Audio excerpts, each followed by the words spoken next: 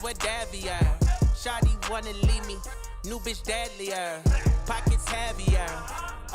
Tryna reach that top when I own my spot and I'm finna break barriers, break barriers, break barriers. Ain't too many play fair with us. I don't wanna hear what they telling us. Fuck niggas hating they jelly us, they jelly us, they jelly us. Need new friends, no enemies. Nobody stealing my energy. I ain't really giving out sympathy, no sympathy. I said I've been there, right in front of them, right in front of them, right in. I said I need that. I need all of them. I need all of them. I said I've been there, right in front of them, right in front of them, right in.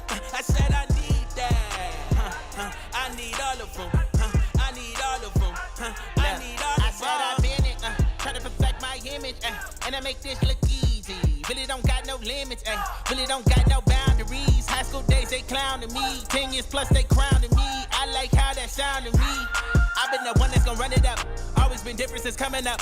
You wanna win, you should come with us. Ain't no mistake, I'ma double up, double up, double up, double up, double up. Been through the rain, hiding the pain, ducking the shame, walk through the flame. I never blame, part of the game. I said I've been there, right in front of them, right in front of them, right in. I said I need that. I need all of them. I need all of them. I said I've been there, right in front of them, right in front of them, right in. I said I need that. I need all of them. I need all of them. I need all of them. Been in this shit for a little manito. I learned the game in the cheat code. You tell them your trauma, they give you $1 and fill up your pockets and speak low. Why they doubt me crazy? I don't know.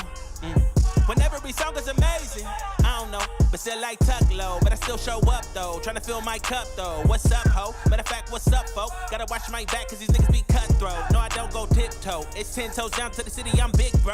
Conscious with this shit and still be lit, I said I've been there, right in front of them, right in front of them, right in. I said I need that.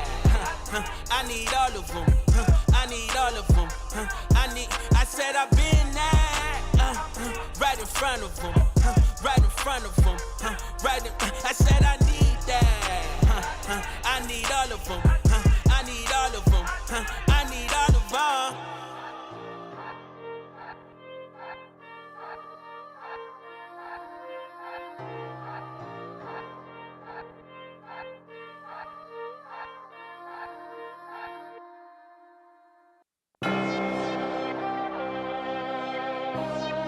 Là, c'est quoi?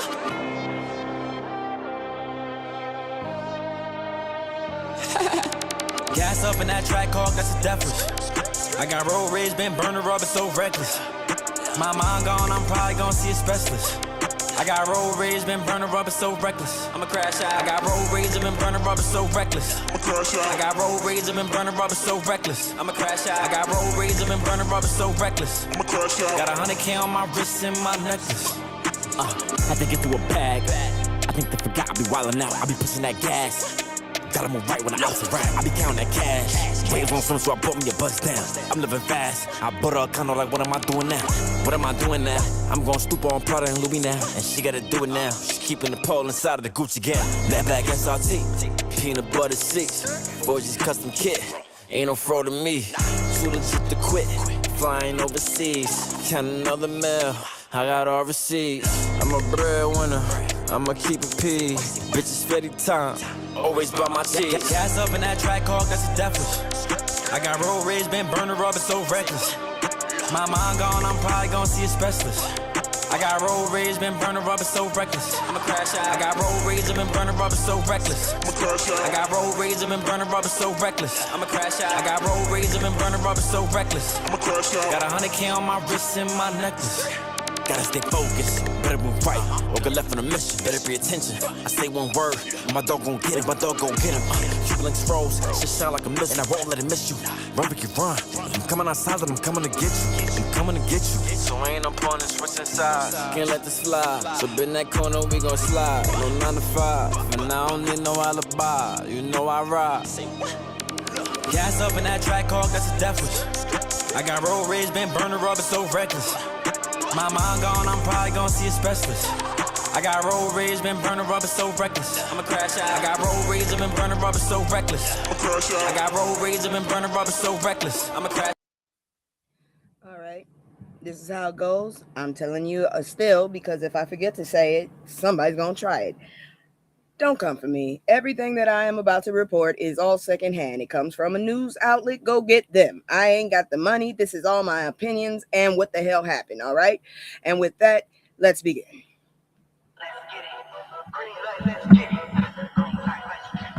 Green light, let's get it. I'm the future, I'm in it. Check score, I'm winning. Green light, let's get it. I just win. I'm on 10. Hey, what's up? How y'all doing? Give me a second. Apparently, okay, there we go. I'm going through it because I had to crash out, and hopefully y'all hear me properly because I got so many doggone fans going. It's ridiculous. I don't know if the devil decided to piss on us or not, but this don't make no sense. It was all pretty much 96 degrees yesterday. I don't understand the shit, but that's horrible. And today it was hot as hell, and tomorrow it's gonna be cold. Somebody gonna get sick up here. I promise you, somebody is gonna get sick as hell. But anyways, let me go ahead and say hello. Hello, motherfucker. If I stop or pause or something, I just want you to know I crashed out last night, not for something bad, but just somebody pissed me the hell off, and I ended up pretty much drinking damn near a whole bottle of Smirnoff. I am not feeling good, and I am too old to be doing that shit, so please excuse me. But anyway, so let's go ahead and begin with, celebrity shit. Good grief. So, judge pauses case against woman accused of pew-pewing at Rihanna's home over competency and concern. I think y'all already knew that, so I don't understand why it's getting paused. All right. So look, if you're allegedly pulling up to Rihanna's house and pew-pewing at the property while Rihanna, A$AP Rocky, and the babies are inside, somebody somewhere already lost the plot before the opening credits rolled. So here's what happened. A Los Angeles judge paused the attempted unaliving case against 35-year-old Ivana Lisette Ortiz. That's too many goddamn names already. After concerns were raised about where she's mentally competent to stand trial.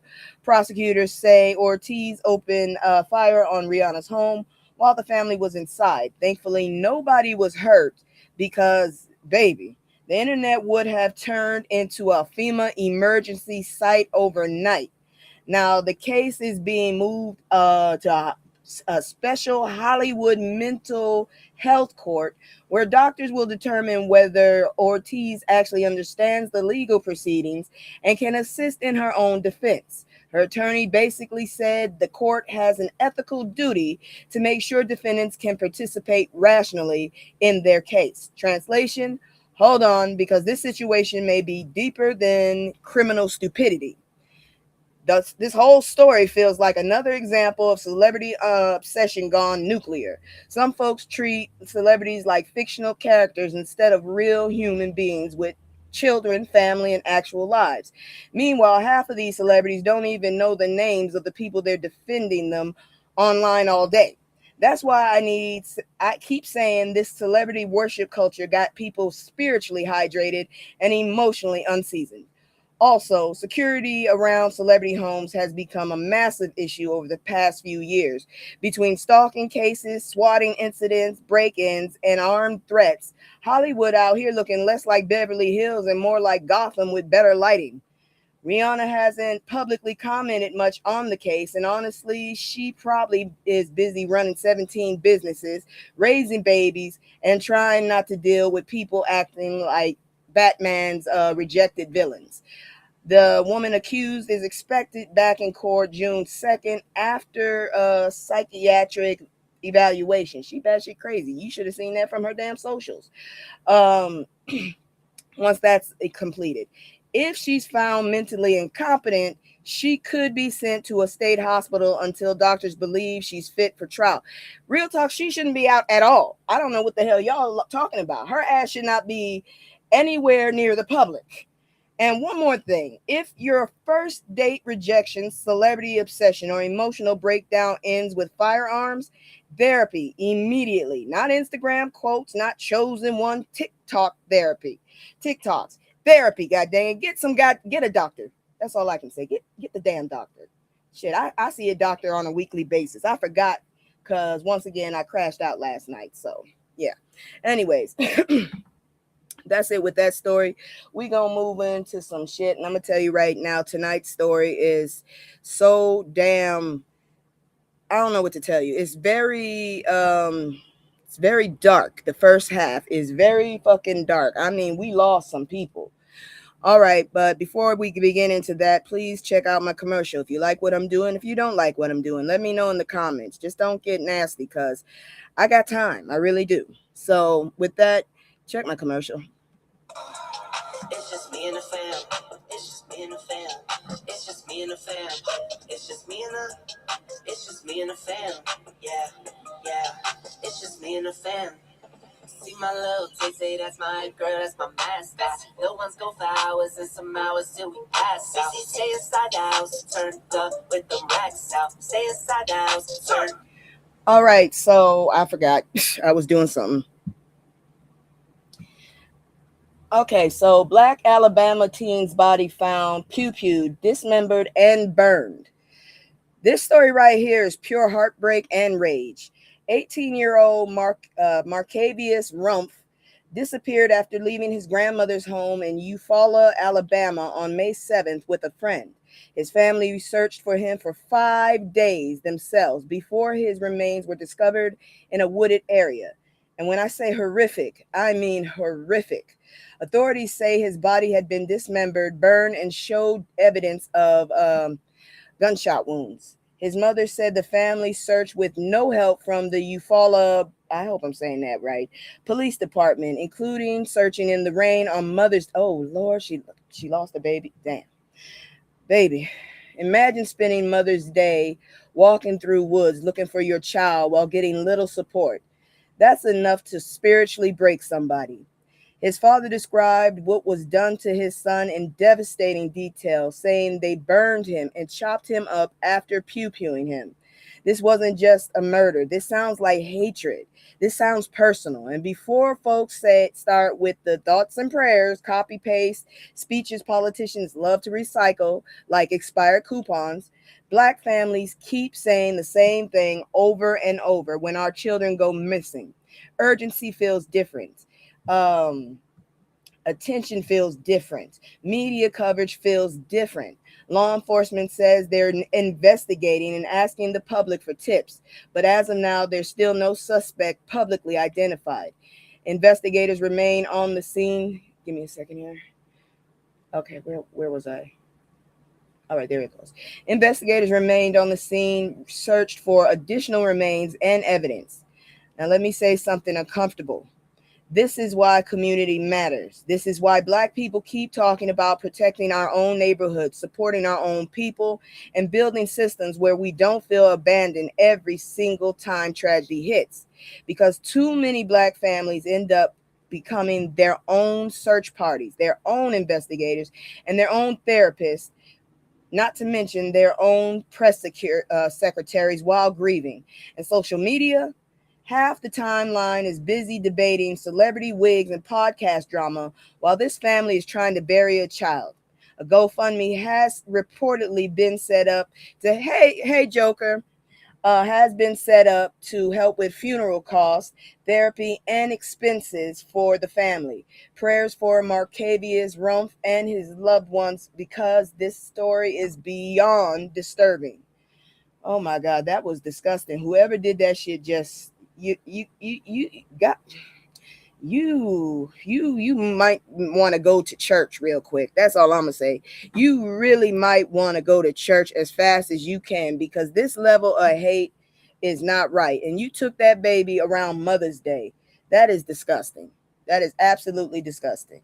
But like I said, the first part of this show is going to be dark. Trigger warning, many of people are not with us today because of this. Now moving on, because it's not nice. Where the hell are my transitions? Because This shit is not cute. This next story is not great either. But I'm going to try and get all of them out of the way, and so we can go home. Well, go to bed earlier. Because I know damn well I fucked up last night. All right, check this out. All right, so heroic security guard unalive protecting children in mosque pew pew.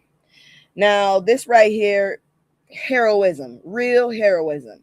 Not these fake alpha male podcast dudes yelling into microphones with LED lights behind them. 1 minute, I forgot to shut that motherfucker up. How dare I? Because I get that. So you just don't want to freaking. Thank you. Damn. All right.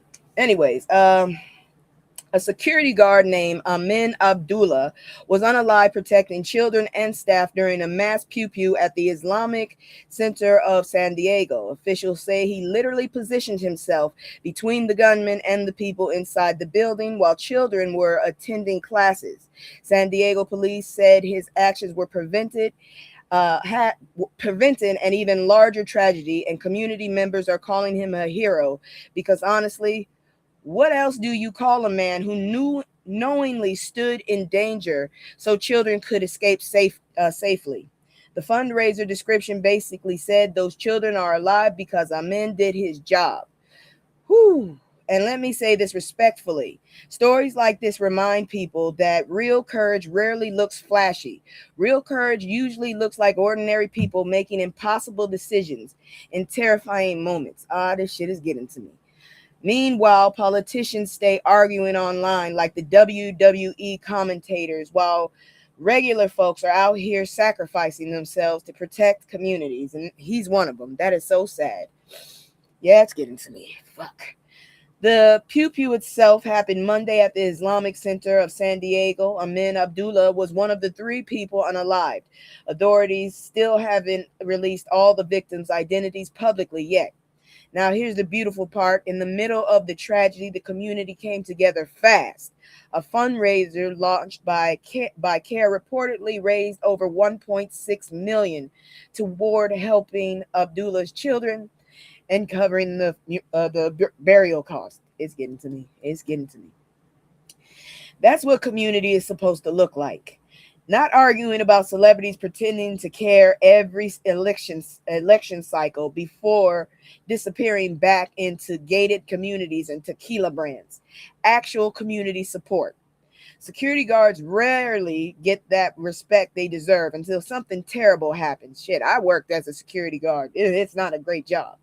Folks act like those jobs are invisible until somebody becomes the thin line between life and catastrophe.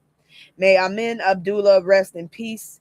The man died a protector. And now my face is just covered with tears. Good Lord. Let's keep moving. All right. Now this one is just weird. Arizona man accuses woman of catfishing after first date. Then unthinkable happened. All right. I didn't know Arizona was wild like that. So, child. Dating apps continue auditioning for the 7th circle of hell. I had my own experience last night. And the real talk is I mistook that person for somebody else. And I saw a puppy and I just didn't know what else to do. So according to police, 52-year-old Norris Taft went on a date with 30-year-old Michaela Bahe, or Bah. I don't know how to say it. It's Bahe. I don't know what that is. After meeting on the Moco Space dating app, well, I'll never go there. During the date, Taft allegedly texted family members complaining that he had been catfished because I'm just gonna say her first name because I can't with the last name. Michaela supposedly didn't look like her profile photos. Now listen, was that rude? Yes. Did it need to become a homicide investigation? Absolutely not. Police say after the pair returned to Taft's apartment, surveillance footage allegedly captured Michaela stealing his SUV, hitting him with it, and dragging him underneath the vehicle, and then fleeing the scene. Taft later died from his injuries. That is ridiculous. Sis turned a bad date episode into an episode of Law and Order Uber Eats Division. Damn, girl, what the hell? I want to know what picture she used to make this man get so upset to make her so crazy. Now she's being charged with second degree murder, theft of transportation, and leaving the scene. And here's the wild part. Investigators said she admitted remembering being with Taft, but claimed she couldn't remember what happened after leaving the dispensary. Baby, the I don't remember defense gets less believable every year. Folks suddenly develop selective amnesia the minute surveillance footage enters the chat. Now let's talk seriously for a second. Online dating has become deeply weird. People using filters stronger than federal encryption programs.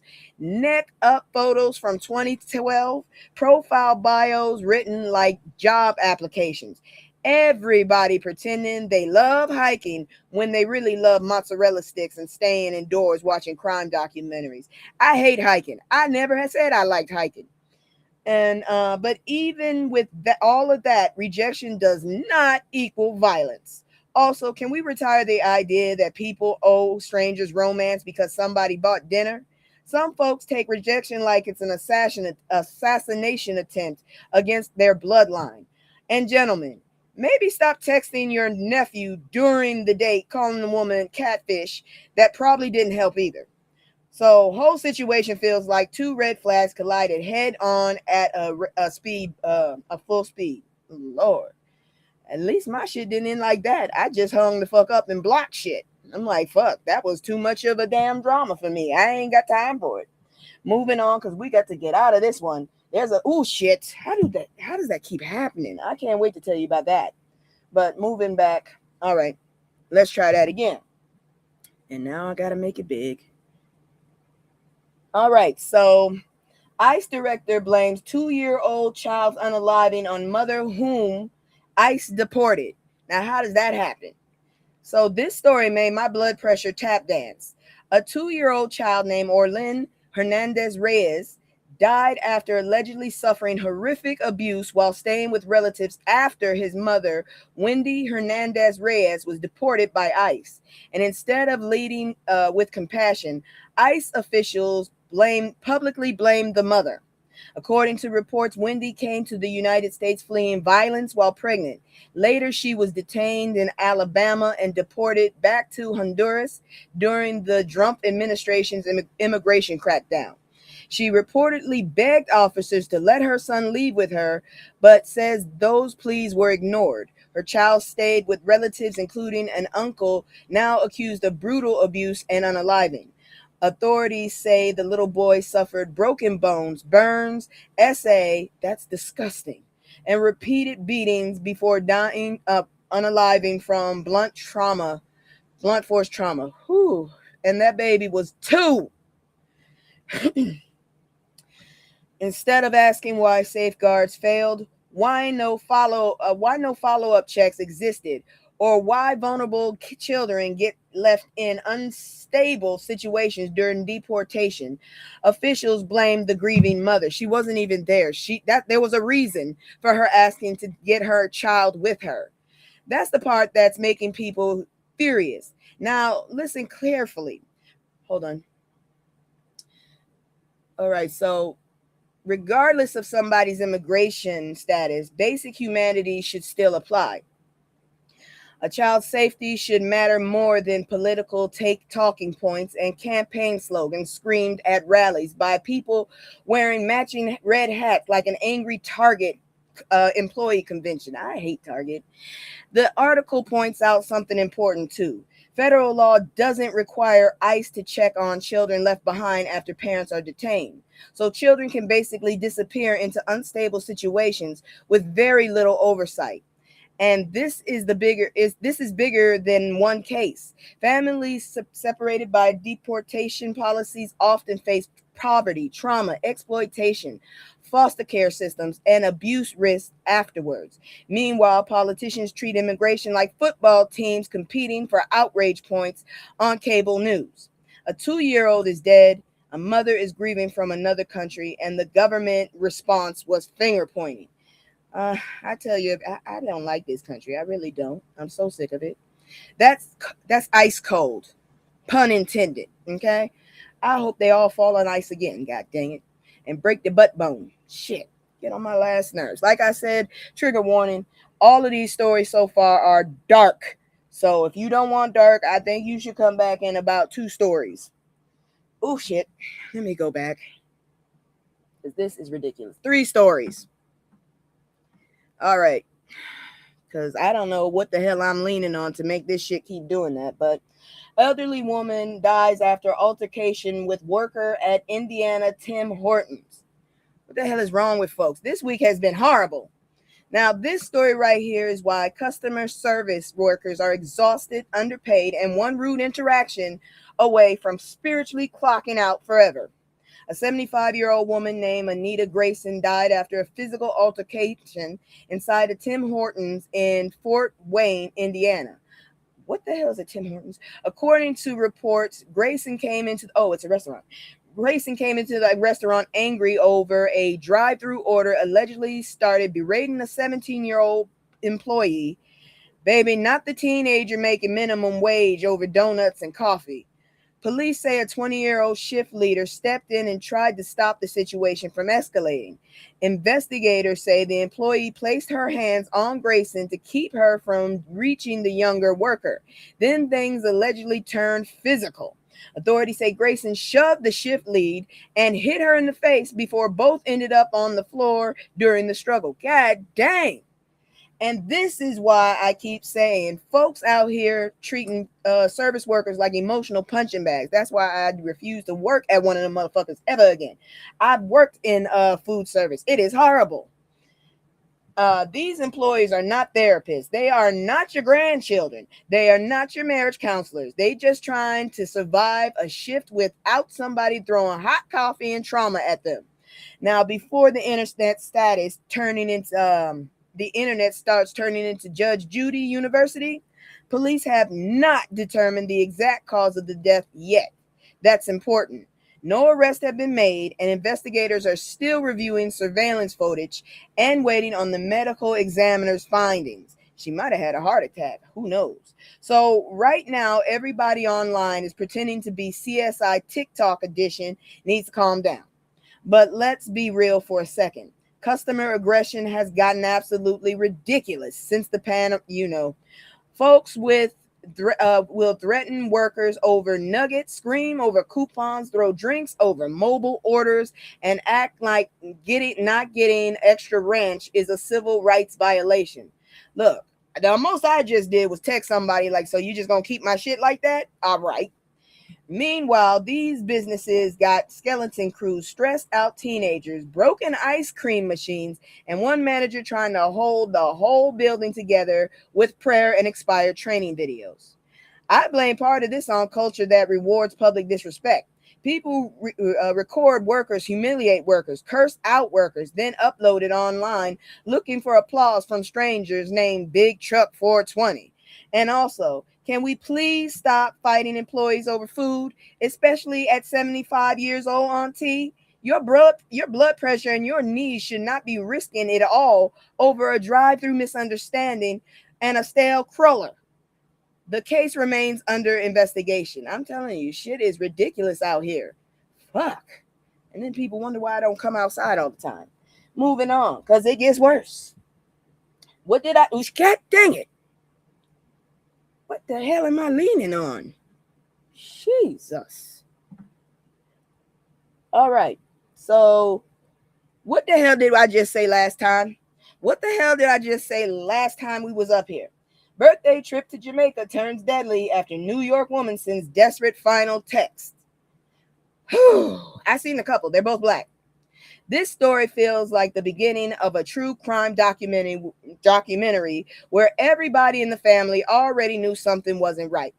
35-year-old Melissa Carey Samneth, a New York accountant from Queens, traveled to Jamaica to celebrate her birthday with a man she reportedly married after meeting online. Oh, Lord, you need to do background checks on these folks. Seriously.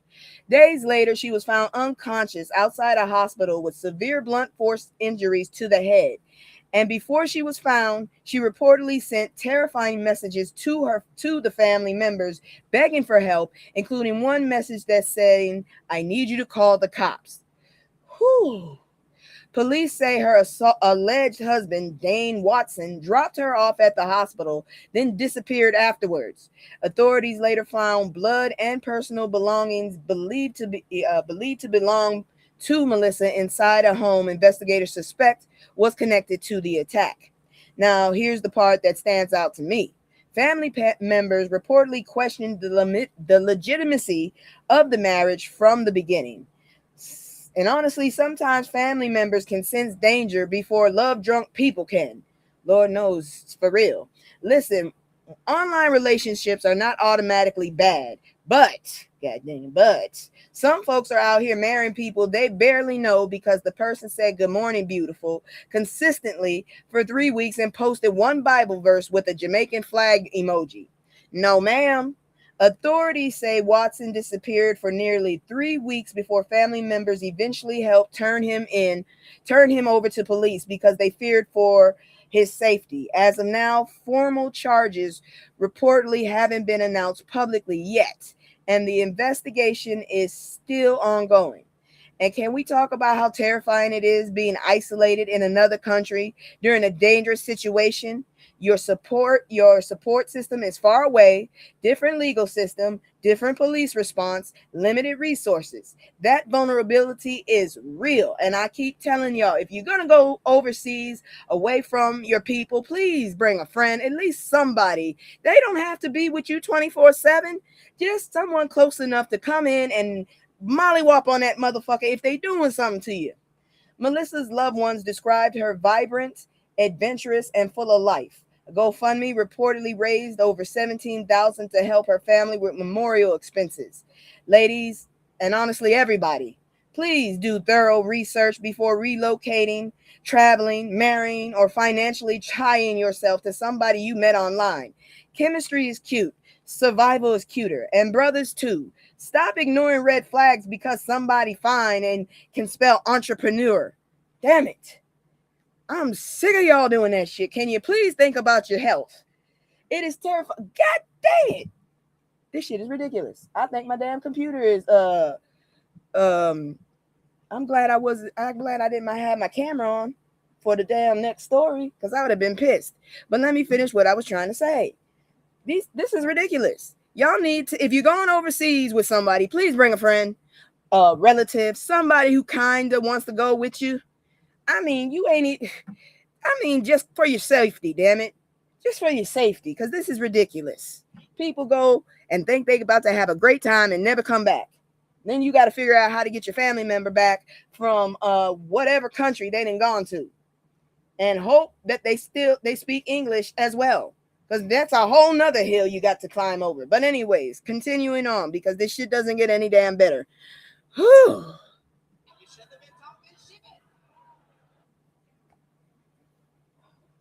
How Sean Gathright traded a bright future for life in prison after Julio Fulio unaliving. Why the hell is that person's name that? This story right here is a masterclass in how one terrible decision can erase an entire future.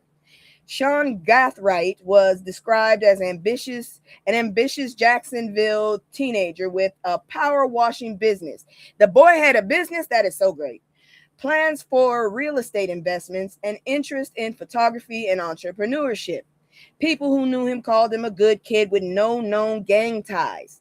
Now, fast forward. Authorities say Gathright became involved in a deadly 2024 unaliving of rapper Julio Fulio, real name Charles Jones. I've never heard of that rapper. During a gang-related pew-pew outside a Holiday Inn in Tampa. I fucking hate Tampa. Police say the masked gunman opened fire on Fulio's vehicle during his birthday trip, unaliving him and injuring others. And this is the part that hurts.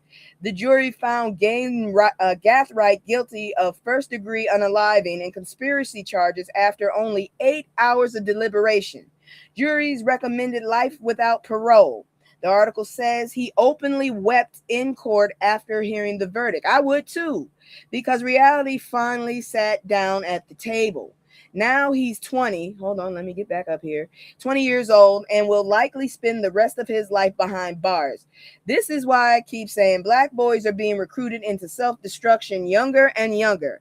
Social media turned gang culture into a performance art. Everybody want to cosplay as a stepper until the courtroom lights come on and the judge starts reading decades of your life like auction prices. And the saddest part, according to the people online, Sean actually came from a supportive environment, basketball camps, nice home, opportunities. Folks online were basically saying you had choices. Now, don't misunderstand me. Poverty absolutely contributes to violence in many communities, but this story also shows something deeper.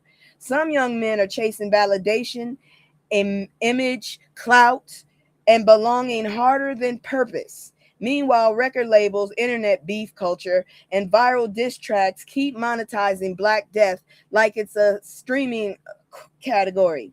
And let's be honest, half of these rappers scream crash out in songs, not crashing out themselves.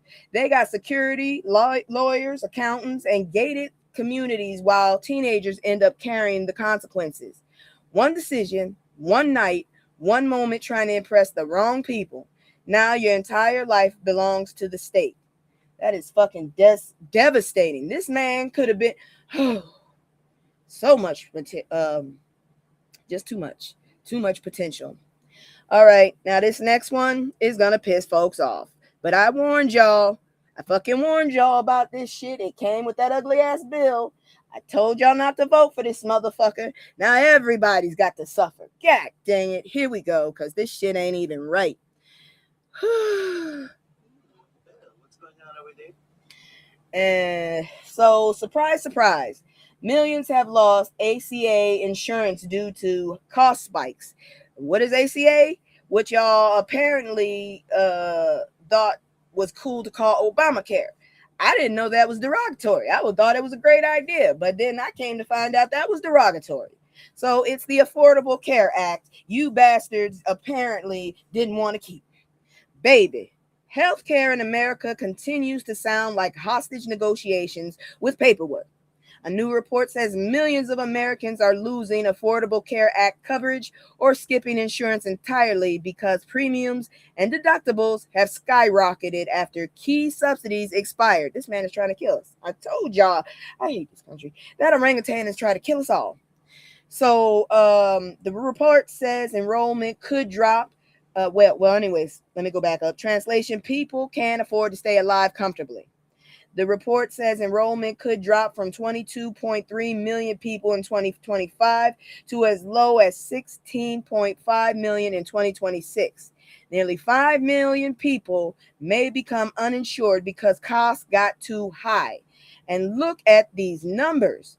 Average monthly premium payments reportedly jumped 58%. Average deductibles climbed to almost $3,800, damn it. Folks got pushed from better silver plans to cheaper bronze plans with terrible coverage. So now people technically have insurance, but still can't afford to use it. That's like buying a parachute that only opens emotionally. One person in the report said their plan jumped from $48 a month to $189 a month with worse benefits. Their inhaler went from $15 to $150. $150 to breathe. America really said congratulations on surviving asthma. That'll be your rent money, please. God dang, well, not even with the please. And here's where politics enters the chat looking dusty again. The article criticizes Drumpf era. Of course, he's causing a lot of fucking pain until he goes to one of his baby daddies. Anyways, Drumpf era pushes towards cheaper, high deductible insurance models that leave people paying massive out-of-pocket costs before coverage even helps. This is why regular people are exhausted. Republicans are screaming free market. Democrats are sending strongly worded tweets. Insurance companies are buying another yacht and everybody else is cutting pills in half, hoping for the best. Meanwhile, black communities are already dealing with the healthcare disparities, maternal mortality crisis, environmental health issues, and underinsurance. Healthcare should not feel like a luxury item next to designer handbags and yachts. The fact that people fear an ambulance ride more than the actual illness says everything about this country's priorities. And believe me, I can tell you from firsthand, I worked for E911, and them motherfuckers would be like, no, we do not need an ambulance. We will drive. I was like, the fuck? Okay. Even when I was in the hospital, people would go to the ER, but they would drive. You didn't hear ambulances, not that much. I guess if you had the money, that's when it happened, but that's disgusting. Anyways, let's get to a little less but still upsetting.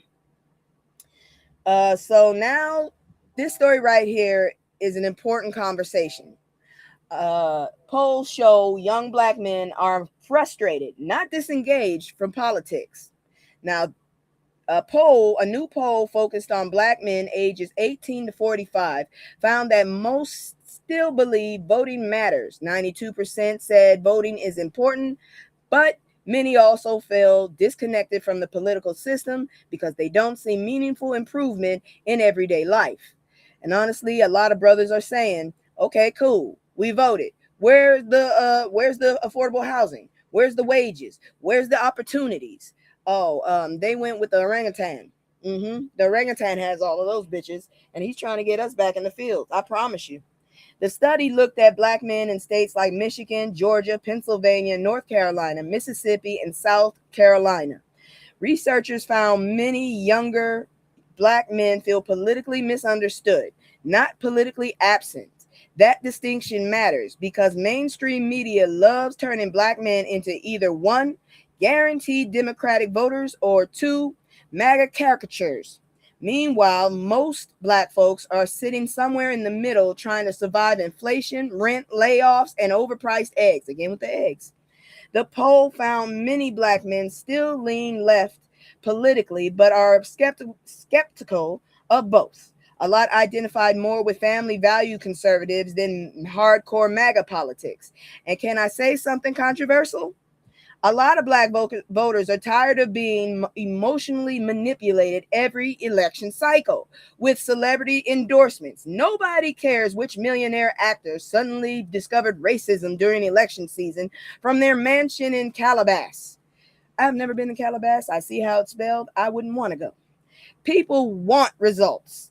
Affordable homes, safe neighborhoods, business funding, access to capital, economic mobility, actual investments in black communities. Not another rapper telling folks to save democracy while charging $600 for concert tickets and selling lemon pepper shaped sneakers. Why would you have a lemon pepper shaped? Oh. Exactly, girl. The study also found YouTube dominates political information for younger men, with 90% consuming political content there regularly. That is terrifying.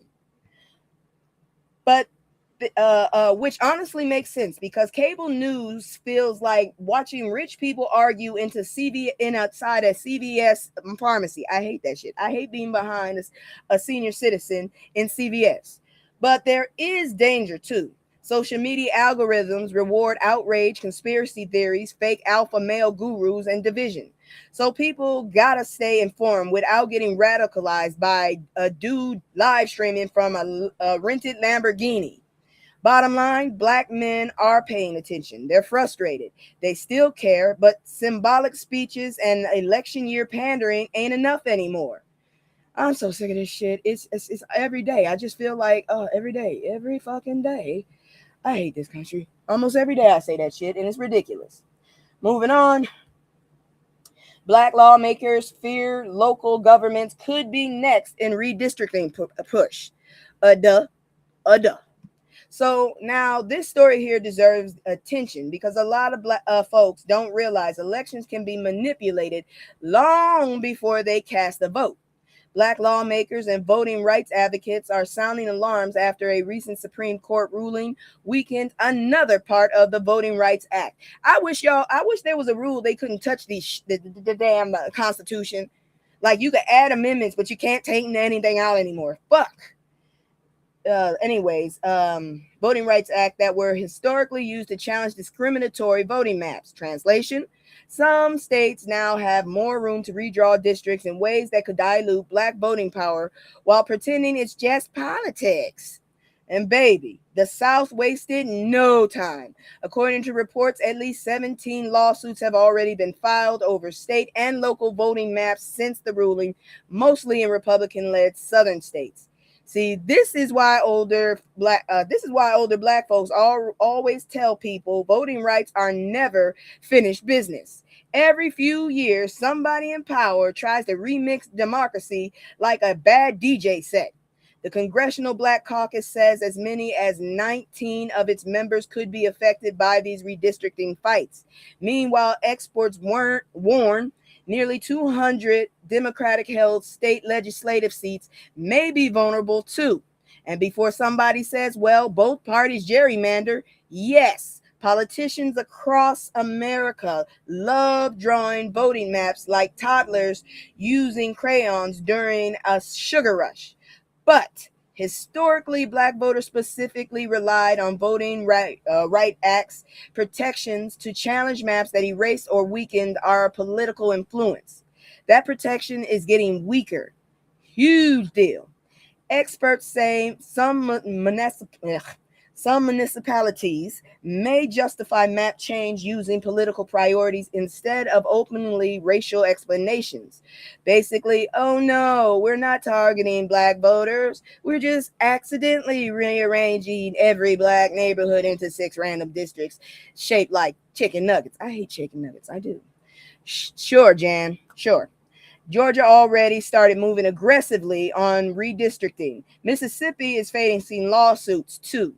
And honestly, local elections matter way more than people think. Folks will argue online for 9 hours about the presidency, then skip school board elections where the actual policies affecting their neighborhood get decided by 412 people and somebody's racist uncle named Greg. Greg, I don't like you. This is why organizers keep telling people pay attention locally. City councils, council commissions, school boards, sheriffs, judges, because power isn't only sitting in Washington. Sometimes power is sitting in a beige building beside a Waffle House making decisions about your district. And let me say this too. Black political power didn't magically appear. People marched, got beaten, got jailed, and got unalived for voting access. So seeing protections weaken, yeah, folks nervous for a reason. Because damn it, I really don't want to get beat the fuck up for fighting for my rights. I feel like my ancestors did that. I really am not looking forward to that ass whooping, but I'll do it if I got to. Moving on. Because this shit is really irritating the hell out of me. Let me see here. No, what the hell? Let me look at the story. I'm using 2 systems. I forgot. I hate doing that. Anyways, let's see. Okay. So let's check this one out. What all black voters should learn from Alabama's big voting rights protest. Now, this story got some depth to it. Okay, so thankfully we're done with the deaths so far. Thousands gathered in Montgomery, Alabama for a major protest called All Roads Lead to the South, inspired by W.E.B. Du Bois's famous quote, "As goes the South, goes the nation." That quote still hits hard today.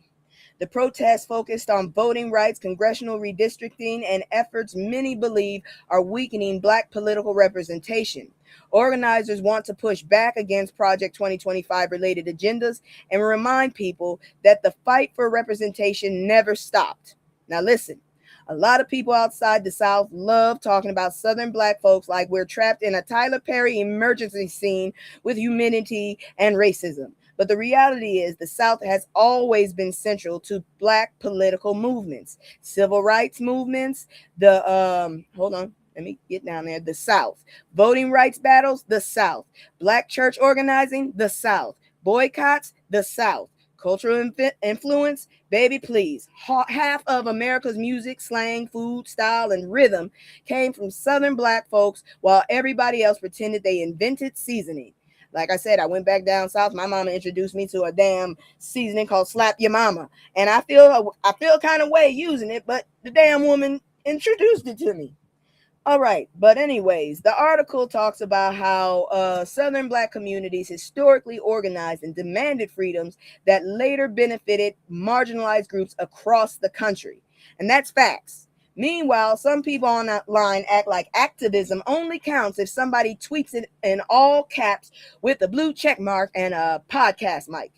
Representative Justin Pearson reportedly encouraged people to organize their families and make sure loved ones are registered to vote locally and nationally. Political commentator Angela Rye also emphasized unity. And I'm going to tell you right now, if you got enough sense, make sure you have your birth certificate. Go get it if you don't. And if you don't have your social security card, go get it. Because I'm telling you, they're going to find ways. And we got to, duck and weave like we in a damn football team and we're the quarterback. I'm just letting you know. Anyways, let's continue. And unity matters because let's be honest, division is profitable, outrage is profitable, and chaos is profitable. A united black population with strong local economics, education, and organization, that scares systems, all right? That's what we need to get to. The article also mentioned economic boycotts like the Target Fast. I still ain't been back. Showing communities still have the ability to organize financially when needed. Because sometimes the loudest vote in America is where people spend or stop spending their money. Seeing people gather physically instead of just doom scrolling online felt refreshing. Social media got folks believing reposting memes counts as a full liberation strategy. No, baby. Sometimes you got to leave the house. And before I continue, let me bring this down. And I also want to go ahead and talk about this again. If you are in the area or if you have the money and the time, why don't you go check out the 7 Days in DC? All right, 7 Days in DC. For more information, go check Political Drain on YouTube. He has more information, the website, and everything. This is the best I could do. I couldn't get all of the whole screen with the website on it. I couldn't do that. But there it is, 7 Days in DC. If you have the time and money, or if you're in the area, please go ahead and check that out. But please also be safe because you know they want them bodies out there. I'm just saying. Anyways, moving on, because we got more stories, and I'm gonna try and get us out of here as fast as possible. I'm not sure what this story is right here, but it was interesting, and I feel like if he actually had it happen, maybe we would be better off. Check this out. Hold on. Damn. All right, so Byron Allen reveals he asked Jeff Bezos to sell him the Washington Post during address at BuzzFeed. First of all, I just heard what Bezos said about taxes and shit, and I think he is completely full of shit, and I can't stand rich people at this point. I really can't. Okay, now this is interesting. Media mogul Byron Allen apparently still wants to buy the Washington Post and even directly approached Jeff Bezos about it during a party conversation. That takes confidence. I wish he would sell it to him because I'm sick and tired of not being able to trust fucking news. Because walking up to Jeff Bezos talking about buying his newspaper is like walking up to Beyonce asking if she's selling a microphone. Allen reportedly argued that Bezos owning a major newspaper while also deeply involved in government-connected space ventures through Blue Origin could create conflicts. Allen basically said, "You focused on rockets. Let me handle the newsroom." I wish he would. Now, Bezos didn't say yes and didn't say no either, but he did exchange contact information with Byron Allen, apparently took as, "So you're saying there's a chance?" And honestly, Allen's media empire is already huge. Let me go down the list of places that he owns. Why doesn't he create his own, I wonder? Probably, I don't know. Maybe it's because the Washington Post is already a solidified, organization. I don't know. But Byron already owns the Weather Channel. I did not know that. The Griot. I get my news from there. This is the Griot. Okay. Local TV stations, HBCU Go, digital platforms, and streaming properties. Now, whether people like Byron Allen or not, one thing is undeniable. Black ownership is me and media matters because whoever owns the platform often controls framing, narratives, priorities, visibility, whose stories get amplified. A mainstream media absolutely has a history treating black communities like either crime statistics or entertainment categories. Now, do I think billionaires are saviors? Hell no. Most rich people eventually start acting like they're allergic to regular human experiences. But diverse ownership still matters because concentrated media power gets dangerous, especially now when billionaires own newspapers, social media platforms, streaming companies, AI systems, grocery stores, rockets. Who owns a grocery store? And probably somebody's kidney on layaway. And can we talk about how weird this era is overall? Tech billionaires buying newspapers, podcasters influencing elections, influencers becoming journalists. I think they're talking about me. Celebrities pretending to be activists every 4 years. Everybody got microphones. Not everybody got wisdom, though. Still, seeing a black-owned company potentially compete with legacy media giants. Oh, that's why. Washington Post is a legacy media giant. That's why. It's worth watching. I hope he get it. I really do, because I'm sick of this shit. Now I'm gonna bring this down because it's now time for, I don't know where Terry is, but it's her favorite part. Playing stupid games and winning stupid prizes. I just really wanted to report this shit. I really did. And so here we go. Cause I'm so excited that his name popped up again. And I hope his ass gets in trouble. You know who I'm talking about, and you'll see in a moment. I don't want this second, I want this. I'm in my head, swear I'm a wreck. I've been moving like a hot. All right, so Drumpf named an unsealed Epstein file from 2009. I thought they had all of them. Lord. Every few months, the Jeffrey Epstein saga releases another layer of darkness like a cursed Netflix series that should have ended years ago. Newly unseen court records from 2009 reportedly suggest that Donald Drumpf was identified as someone with knowledge about Epstein's actual desire for minor girls. Dirty fucking bastard. Where's my goddamn sound effects? Because that's disgusting. I don't understand why. Real talk, kids are not sexy. They're not sexy at all. They're covered in slobber and shit. They're dirty half the time, so you got to clean them. There's nothing sexy about that. That's all I have to say about that. So let's be careful and factual here. The records do not accuse Drumpf of abuse in this specific filing, but his name has reportedly appeared on the list of people believed to have knowledge relevant to the lawsuit involving Epstein. The fact that so many wealthy, powerful men orbiting around this entire Epstein nightmare remains disturbing. The documents came from allegations by a woman who said Epstein abused her as a minor between 2002 and 2005. Court filings reportedly described how victims were recruited and manipulated while underage. Absolutely disgusting. And this is why people remain furious that so many powerful individuals connected to Epstein seemingly escaped meaningful accountability for years, while regular folks get locked up for stealing lunch meat and unpaid parking tickets. The article says the records are now reportedly tied into an ongoing New Mexico Epstein Truth Commission investigation. Now, let me say something again that is uncomfortable. America loves celebrities and power culture so much that people will ignore glaring warning signs if somebody's rich enough, famous enough, or politically useful enough. That applies across parties too. Republicans, Democrats, Hollywood, finance, media. Too many elite protect each other before protecting vulnerable people.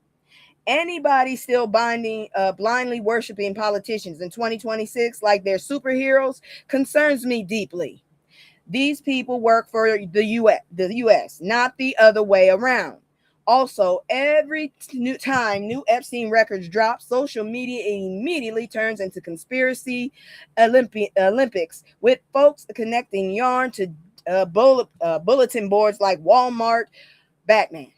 Stick to the facts, stay grounded, but absolutely pay attention. Because these bastards, if they could have it, they'll fucking do it again. Because powerful people counting on the public having memory spans of expired yogurt does not work. And I'm not going to let it work. Shit.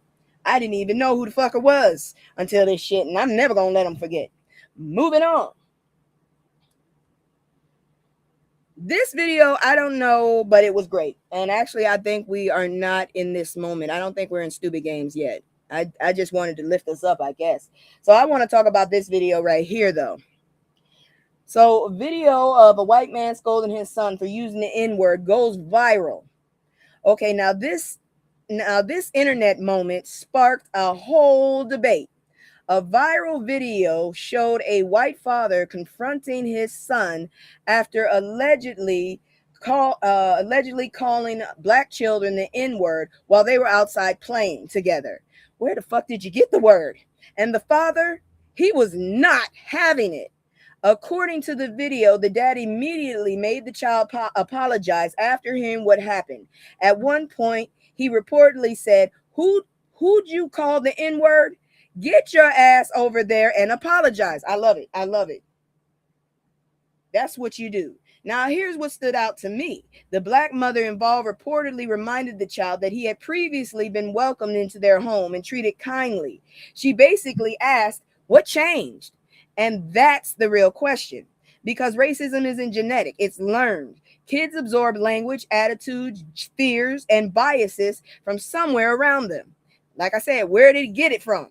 Now, reactions online got split fast. Some people praised the father for publicly correcting the behavior and trying to teach accountability.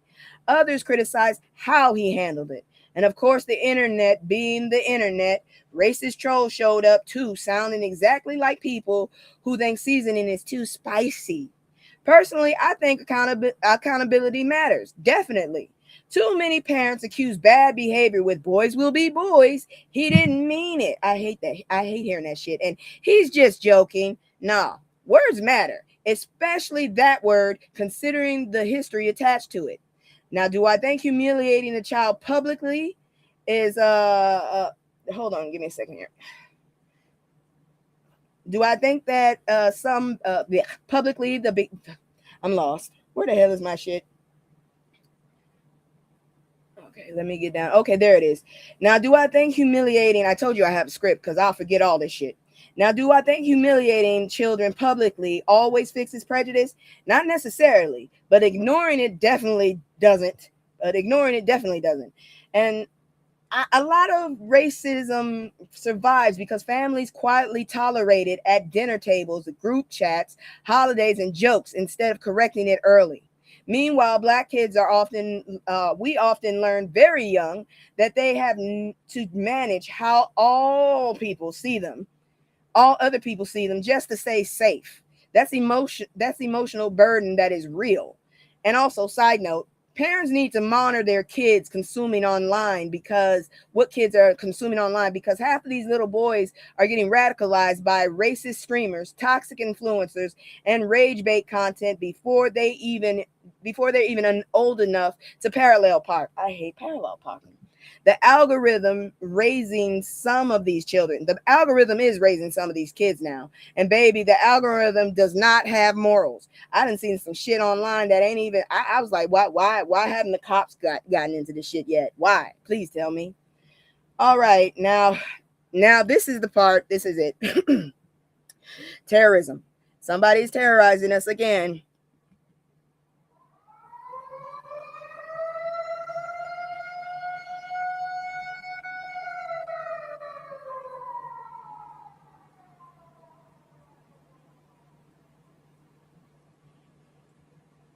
All right, so Drumpf DOJ claims Yale Medical School favored Black and Hispanic applicants. Again, we talk about mediocrity in this. Whew. The affirmative action wars are back, and now Yale School of Medicine is in the spotlight. The Department of Justice, if that's what you want to call it, accused Yale Medical School of discriminating against white and Asian applicants by allegedly giving preferential treatment to Black and Hispanic students in admissions. This comes after the Supreme Court's 2023 ruling banning affirmative action in college admissions. And the Drumpf administration has aggressively been investigating universities, you racist fucks, that are not complying. Now, according to the DOJ, Black and Hispanic applicants with similar credentials allegedly received admission advantages over white and Asian applicants. One DOJ official even claimed Black applicants had dramatically higher odds of receiving interviews compared to Asian applicants with similar scores. And here we go again. Every time conversations about diversity happen in elite spaces, suddenly America acts shocked that access has never been equal to begin with. Now, let's keep this factual and balanced. The DOJ, if you want to call it that, is focusing heavily on GPA and MCAT scores. What the fuck is that? I took ACT. Differences between racial groups in admission classes. But here's the thing people love skipping over, like unread terms and conditions. Admissions are rarely based only on scores. Legacy admissions, family wealth, private tutoring, rich research opportunities, connections, interview coaching, access to elite schools, professional networking, all of that affects outcomes too. And somehow folks get real quiet about legacy admission, which basically means my granddaddy donated a building. So now little Connor the Third gets a better shot at medical school. Fuck you, Connor the Third. That never seems to trigger national outrage the same way Black students existing does. And let's stop pretending Black medical students are unqualified. They are very qualified. The article itself shows admitted Black students still had extremely high academic credentials. Median MCAT scores, I don't know what that is, reportedly landed around the 95th percentile. 95th percentile. That's not unqualified. That's you still smarter than most people arguing online. Now, personally, I think America still struggles with the idea that diversity and excellence can exist together. Some people hear Black doctor and immediately start acting like the hospital hired somebody from the parking lot holding a Groupon. Meanwhile, half of these same people happily trust doctors who graduated because daddy donated a library wing. And let's be real, America needs more Black doctors. Black maternal mortality disparities are still terrible. Medical bias still real, and Black communities still underserved medically. Representation matters because patients often receive better trust, communication, and outcomes when healthcare providers understand their lived experiences. My mom is tickled pink with her pulmonologist. I believe he's Black. Anyways, I know he's Jamaican. The DOJ says Yale could face legal consequences under Title IV if problems aren't resolved voluntarily. This fight definitely is not ending anytime soon. You racist fucks get on my motherfucking nerves so bad. All right, that's it for the terrorism. Now it's time for the Now it's time for the Does this thing work? Hold on. I don't think it works. That is fucked up right there. I do not like that. I gotta go check that out. Anyways, moving on, because it is now time for stupid games. I popped it up too fast. Here we go. I don't want the second, I want this. I'm running my hands where I'm already. I've been moving like a hot. So NAACP urges Black athletes to boycott Southern universities. I hope they do. Now, this got the sports world nervous. The NAACP launched a campaign called Out of Bounds, encouraging Black athletes to boycott university sports programs in states accused of weakening Black voting power through redistricting.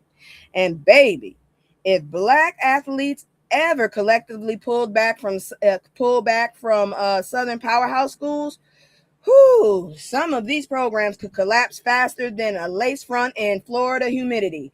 I really don't like Florida. The campaign specifically targets schools in southern states where voting maps are allegedly being redrawn in ways civil rights advocates say weaken Black representation. The NAACP argument basically goes, if Black athletes generate billions for these universities, why should those same states undermine Black political power? He's got a point. And honestly, that's a fair question because let's talk reality. Black athletes help build entire college football and basketball empires. Ticket sales, TV deals, merchandise, alumni donations, stadium expansions, conference money. Some of these schools built billion-dollar sports brands off of Black labor, while certain politicians simultaneously pushed policies Black communities say hurt them politically and economically. That contradiction is exactly what the campaign is highlighting. Now, do I think a full boycott realistically happens overnight? Probably not, because NIL money changed the game. Recruiting pressures massive. Families trying to survive. Athletes balancing dreams versus activism. But it is symbolic. But symbolic pressure still matters. And historically, athlete activism has shifted conversations before. Muhammad Ali, Colin Kaepernick, Olympic protests, Black college athlete movements during segregation. Black sports and politics always are connected, no matter how many people scream, keep politics out of sports. Are you serious? Muhammad went to jail. Baby politics been in sports. Flags, military flyovers, national anthems, patriotic branding, public funding for stadiums. That is politics. Also, let's keep it honest. Some universities love Black athletes on Saturdays, but don't necessarily fight for Black communities Monday through Friday. That's the tension here. And the scary part of for these schools, if top Black athletes seriously start prioritizing HBCUs or politically aligned institutions long term, the financial ripple effects could be massive. Why the hell is it they always making fucking money off our backs? I don't get that shit at all, now that I'm thinking about it. Moving on. Man, I had to, because I was so happy when I saw this story, so I had to grab it. People who messed around and found out when coming for Black folks, and they're all very unattractive people, and out of shape it looks. Damn. Okay, now we're entering the find out section of the broadcast. This article basically rounds up racist folks who publicly acted foolish, then he immediately got hit with consequences. Like the universe said, clock in, we got work to do.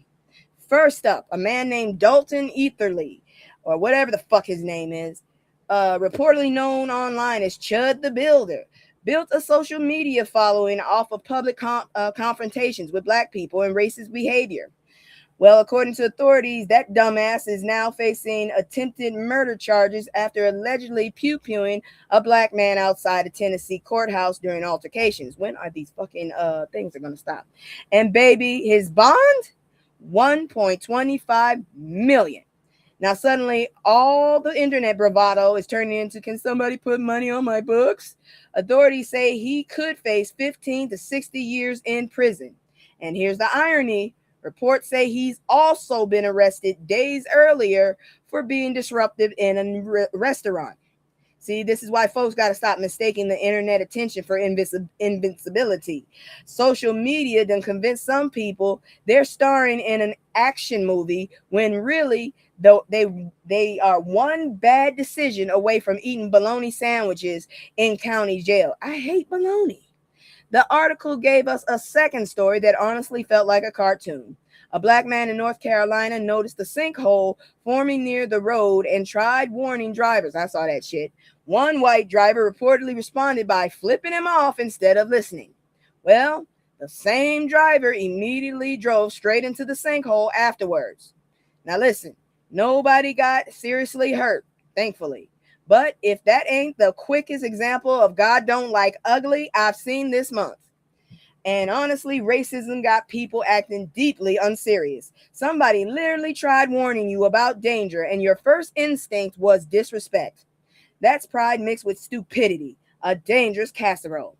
The internet calls it karma. Grandmothers call it reaping what you sow. Either way, whew. I wish there was more examples, but we ain't got time. So let's keep moving because I know some of y'all heard about this one. This one was so sweet. I was so happy. I've been watching it, and every time I see it, it makes me giggle. White lawyer ordered to apologize to black attorney after contempt ruling over racial slur in court. Why would you go into court and start saying stupid shit like that? Why would you do that? And why, as a man, would you go after a woman? Now, this right here shows exactly why many black professionals say racism doesn't disappear just because somebody is wearing a suit and got a law degree.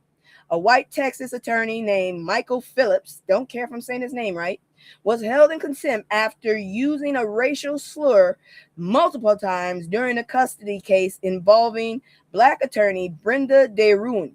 I think I'm saying it right. I hope I am. In court. Not on Xbox Live, not drunk outside a bar, a courtroom. I got to stop getting drunk. That shit was horrible last night. Judge Chad Bradshaw reportedly sentenced Phillips to 3 days in jail and a $500 fine, though both penalties were suspended if he submits written apology to the court and attorney DeRuin.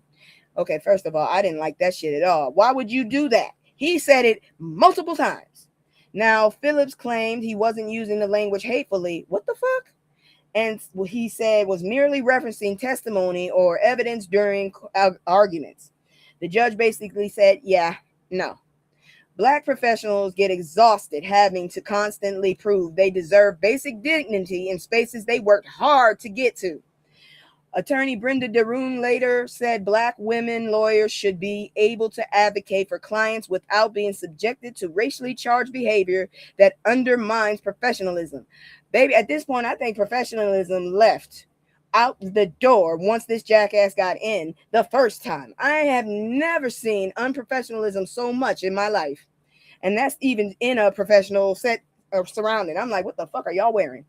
Exactly. Imagine spending years, law school, bar exams, student debt, courtroom prep, professional networking, only for somebody to drag racial nonsense into the room because they are losing their composure and maybe losing the case. I hope he lost the case. I really do. And let's be real. Some people still weaponize racism when they feel challenged by competent black professionals. That's why diversity alone doesn't magically solve discrimination.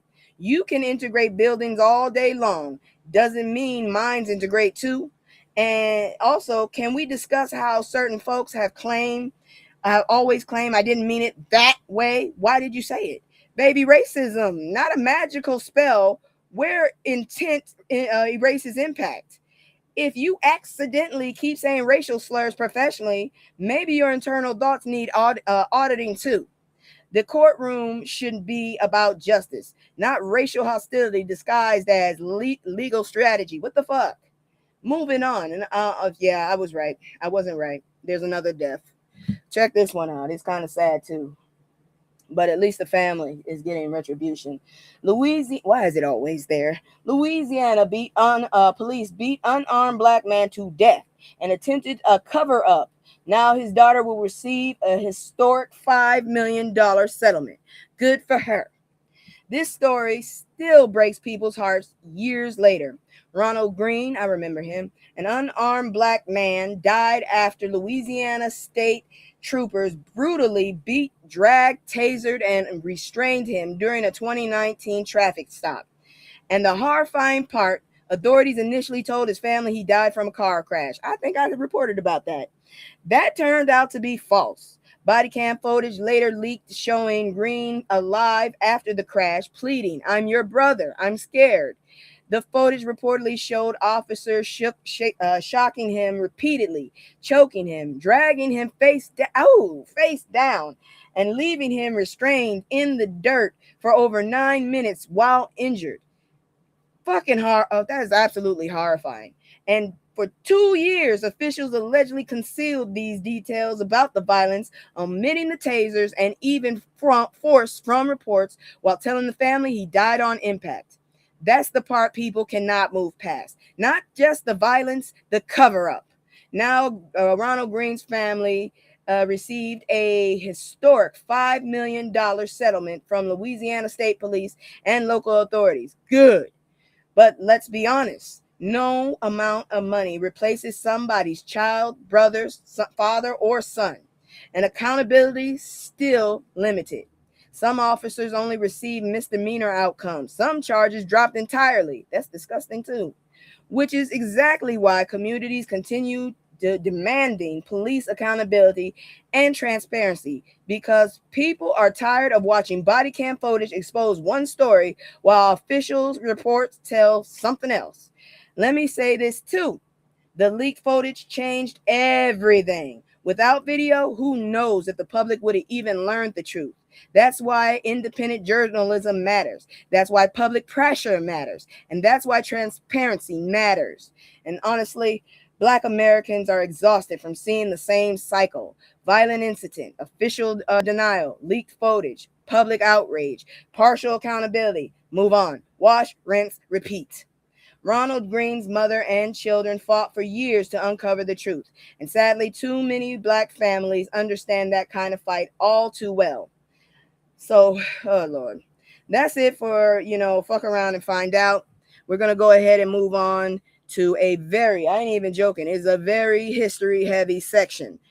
I mean, I found so many, it was ridiculous. So if you're not into history, you might want to go. Before I continue though, I keep hitting the wrong button. I'd like to go ahead and do my commercial again. As always, if you like what I'm doing and you feel like you want to say something, hit me up in the comments, like, subscribe, share, help me build my audience up. I'm trying to build a community, y'all. And if you don't like what the fuck I'm doing, then, you can fuck off. No, but seriously, let me know what I can change. Give me some tips. Just don't be ignorant, because I don't have time for that bullshit, okay? Anyways, here go my commercial. I'll be right back. It's just me and the fam. It's just me and the fam.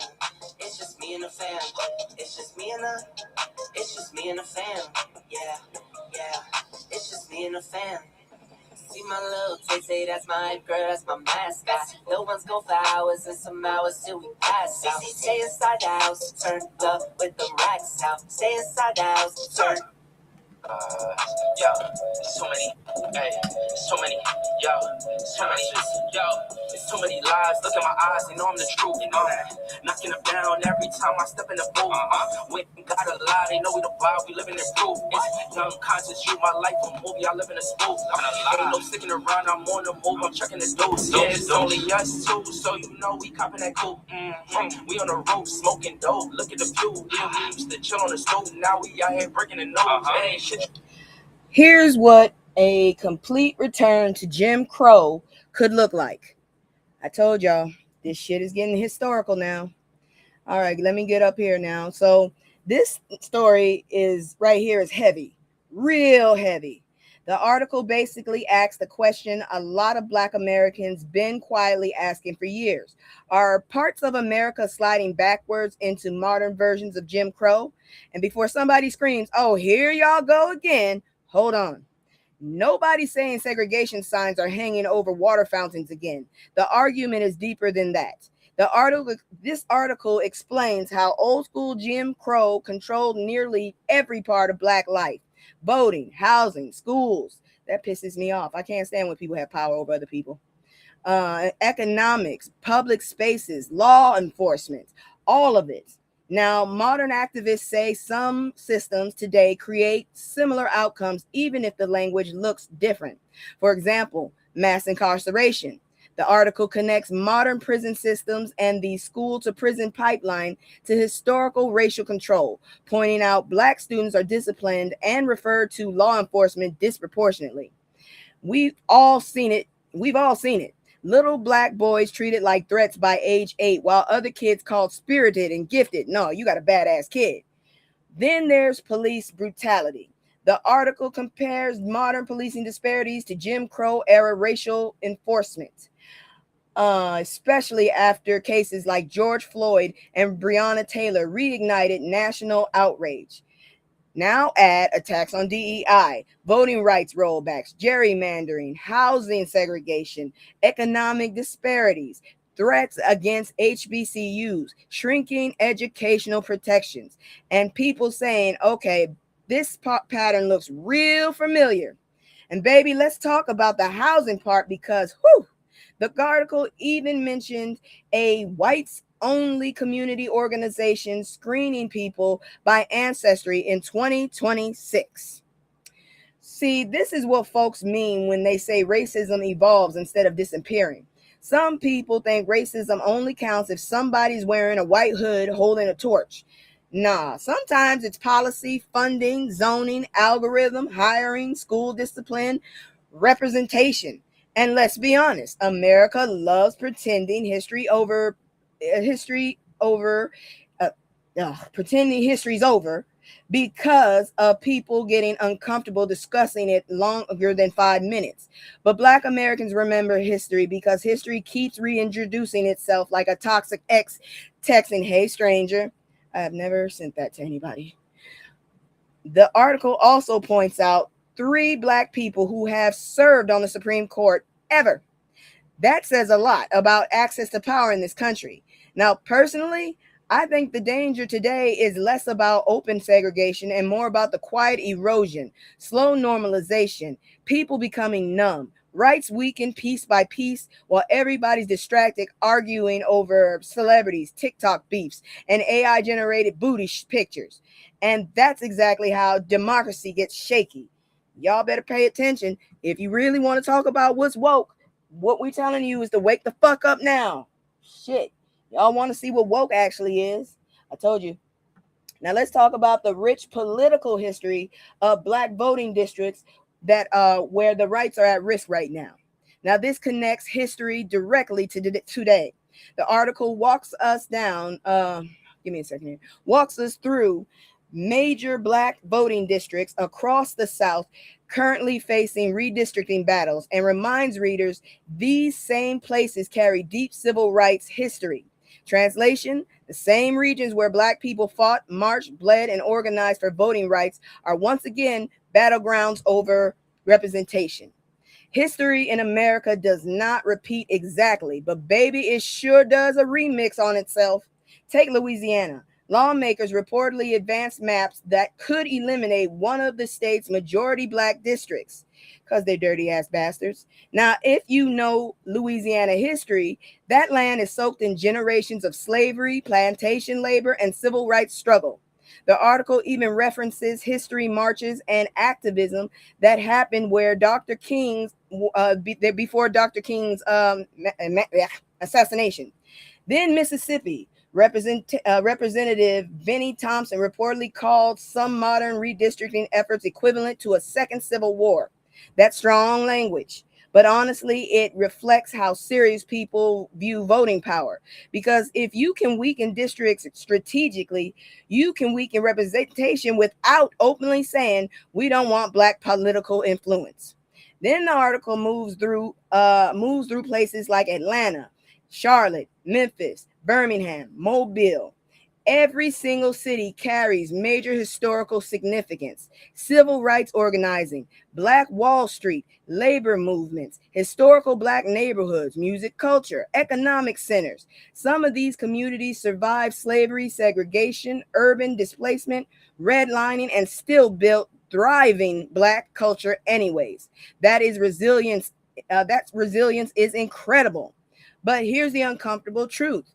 Political power determines resources, schools, roads, healthcare, infrastructure, business investment, policy priorities, environmental protections. So when the district lines change, people are not just arguing over maps, they're arguing over influence.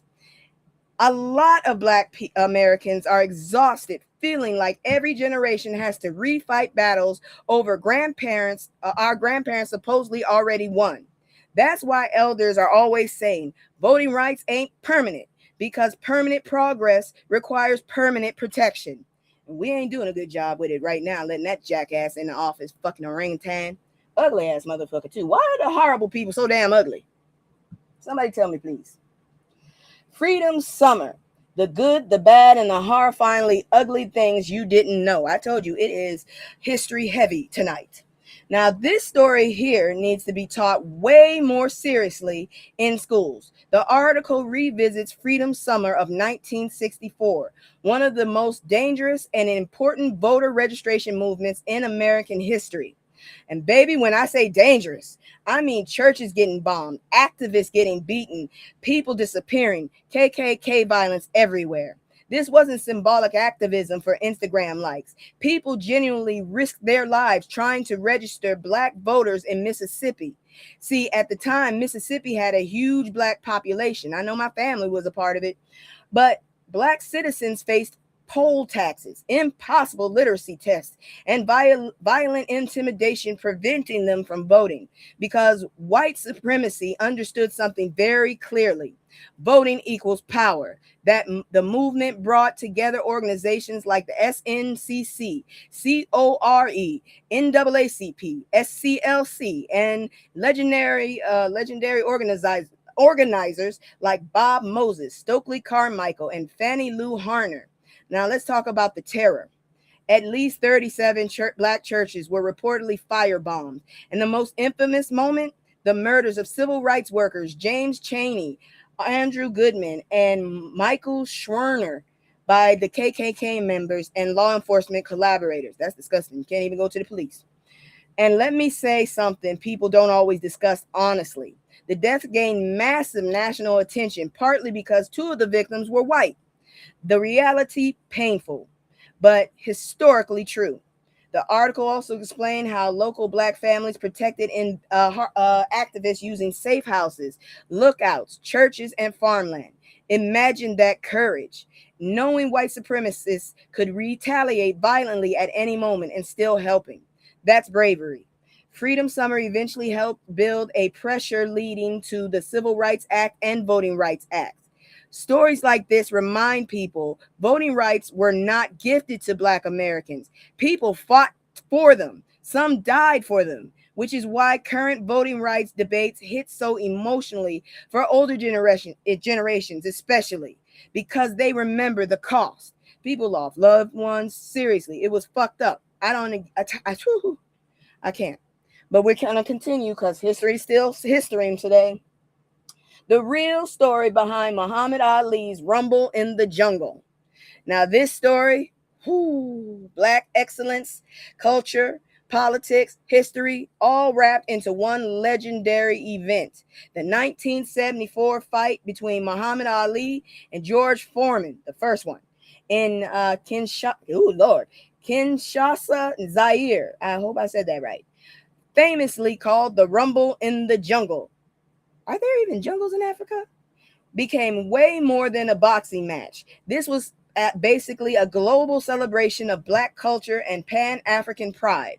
Promoter Don King, of course, somehow convinced officials in Zaire to fund the event despite barely having promotional experience at the time. How old is that man? Is he still alive? Now, that man could sell water to a whale. Then came the music festival attached to it, Zaire 74. Baby, the lineup was insane. James Brown, Bill Withers, I love his songs, Miriam Makeba, African legends, Black American icons, all gathering in Africa, celebrating Black identity. How come we can't have that again? And the energy, electric. Even after George Foreman, give me a second, got injured and the fight delayed, the concert still happened with crowds of 80,000 people nightly. Damn, nightly. Now let's talk Ali. Ali embraced the people, walked with locals, connected culturally, and crowds chanted, Ali, Boombaye. Oh, that's what that was from. I did not know, meaning Ali, kill him. That's terrifying. That's not what you're supposed to be yelling. Oh, Lord. Meanwhile, Foreman came in acting like he just needed to clock in, beat somebody up, and catch the flight home. Big mistake, because Ali used the famous rope-a-dope strategy and knocked Foreman out in the 8th round, reclaiming the heavyweight title. Legendary moment. But what makes this story powerful is how it connected Black Americans and Africans symbolically during the time many Black people globally were searching for identity, pride, and solidarity. This wasn't just sports. This was culture, politics, psychology, liberation, energy. And honestly, Ali represented something many celebrities today don't: sacrifice. I'm so sick of these fucking people today. That man lost years of his career opposing the Vietnam War, risked money, risked popularity, risked everything. Nowadays, some celebrities can't even risk losing a sponsorship deal from a waist trainer company. Ali was different. Man, rest in power, King. God dang, people get on my nerves. Anyways, moving on because we ain't done. I believe this is the last one. In new PBS documentary, the complexities and legend of W.E.B. Du Bois come to life. Now, this documentary sounds good. PBS released a new documentary called W.E.B. Du Bois, Rebel with a Cause, exploring the life and legacy of legendary scholar and activist W.E.B. Du Bois. And honestly, a lot of younger people know Du Bois's name, but don't fully realize how influential this man was. Du Bois wasn't just a writer. This man was, here come a list, a scholar, activist, historian, journalist, NAACP co-founder, cultural critic, Pan-African thinker, basically a Black intellectual supercomputer before Wi-Fi existed. The documentary reportedly uses narration from Viola Davis and dramatic readings from people like Common and Jeffrey Wright. Now, what I appreciate, the film apparently doesn't treat Du Bois like a flawless hero. It explores his conflicts, his ego, complicated relationships, intellectual evolution, and disagreements with other Black leaders like Booker T. Washington and Marcus Garvey. And that's important because real Black history is complicated. Not everybody agrees on methods. Some believed in integration, some nationalism, some economics, some education, some protest, some self-defense. Black political thought has never been monolithic. The documentary also talks about how Du Bois created newspapers and publications to inform Black Americans long before the social media existed. Social media sometimes gets on my nerves, which honestly makes him weirdly modern, because today independent Black media creators are still fighting to inform, educate, counter narratives, and keep people engaged politically and culturally. Sounds familiar? The director reportedly said working on the film changed her personally and helped her understand Du Bois's commitment to truth and humanity. That was what made Du Bois dangerous to the system, not just intelligence, truth-telling, because powerful systems can tolerate entertainment easier than they can tolerate informed Black people asking sharp questions consistently. Whew, that lesson still is relevant today. So, yeah, that's all I can say about that one. Let me see. I think this is another one. God dang it, I was wrong. I don't ever know what the hell's going on. The racial and political injustices Black folks are still fighting today will surprise you. I'm telling you, all these fucking stories came out this week. Fuck. They fucked around and yeah. Now, this article is basically saying Black Americans survived this system before and unfortunately are still recognizing pieces of them today. The piece walks through several modern struggles: voter suppression, police brutality, and attacks on HBCUs, environmental racism, economic equality, and connects them to historical patterns Black communities already know too well. One thing Black folks understand deeply is this: history changes clothes. Take voting rights, because I'm sick of it.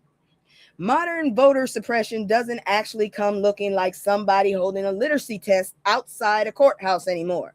Now it's strict voter ID laws, voter roll purges, reduced polling locations, long lines, gerrymandering, same outcome, new packaging. And after parts of the Voting Rights Act got weakened, several southern states started aggressively redrawing Black districts again. This is why elders stay telling people, please vote in every election. Please. because people historically didn't fight dogs, fire hoses, beatings, and bomb threats just for folks in 2026 to skip elections because both sides are annoying.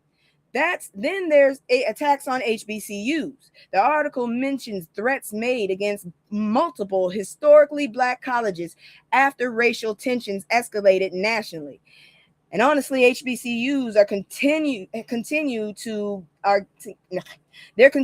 getting targeted because they represent something bigger than education. Black Black intellectual independence. That's why institutions like Spelman College, Howard University, and Morehouse College matter culturally. They create spaces where Black excellence isn't just treated like an exception. The article also talks about rising unemployment and how Black workers often get hit first during economic downturns because America loves Black labor until budgets tighten. Then suddenly companies start talking about restructuring and workforce optimization like layoffs are a TED Talk. And the environmental racism section hit hard. The article says the communities of color continue facing disproportionate pollution and environmental hazards, including pollution linked to massive AI infrastructure projects. So while tech billionaires online are talking about colonizing, aren't we done colonizing? I think that should be a very horrible war. Man, stop it. They're trying to colonize Mars. Some Black neighborhoods are still struggling for clean air and safe water. That's as dystopian as hell. And let's not skip the policing section either. The article points out Black Americans continue dying at disproportionately high rates during police encounters. People are exhausted because every few months, another hashtag trend, another video leaks, another internal investigation begins, and families are still waiting for justice. This story basically says Black resistance never stopped because the pressure has never fully disappeared. And that's why I got pissed off when that heifer told me that there was no more racism. The fuck you talking about? Anyways, now we're going to talk about something more on the education side. So let's go to education. Let's see here now. We are almost done. Shit. We're going to get out of here early because last time was just too much. I can't do that no more. But then, life is fucked up right now. That's all I can say.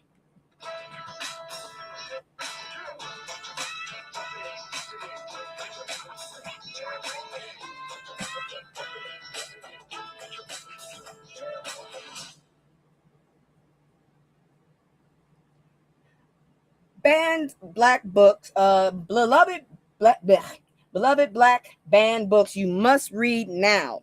Okay, now we are talking about one of my favorite topics, people being terrified of educated Black folks. According to the article, books by Black authors keep getting challenged or banned because they discuss racism, slavery, identity, police brutality, and systemic inequality honestly.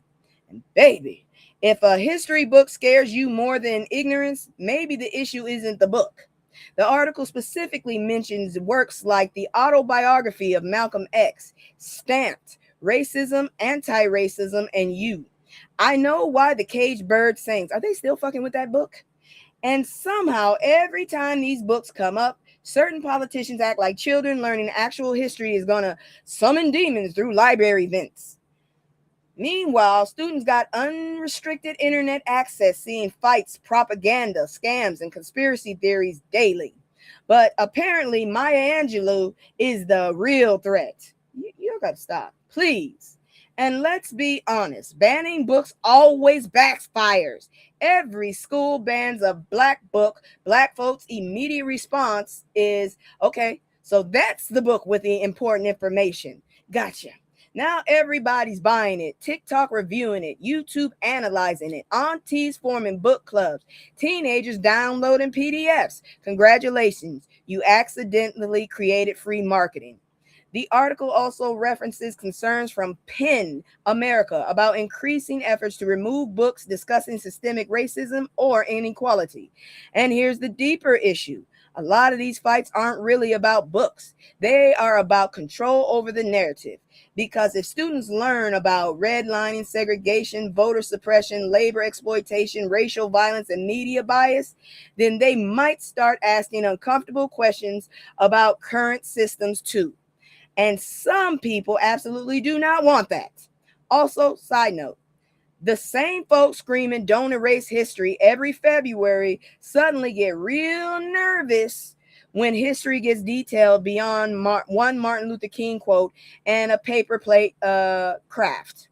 Black history is not just slavery and one dream speech. It's resistance, creativity, politics, economics, culture, joy, conflict, survival, and honestly, children deserve the truth. Age appropriate truth, yes, but truth. I mean, don't sit up there and just throw all them crazy ass things in there. You know what I'm saying? Moving on, we're still on the education kit here. Let me see. Nope, that's not gonna work. Let me go and do that then. Maryland joins lawsuit challenging student loan restrictions for graduate programs. Now, this story directly affects people trying to level up their careers.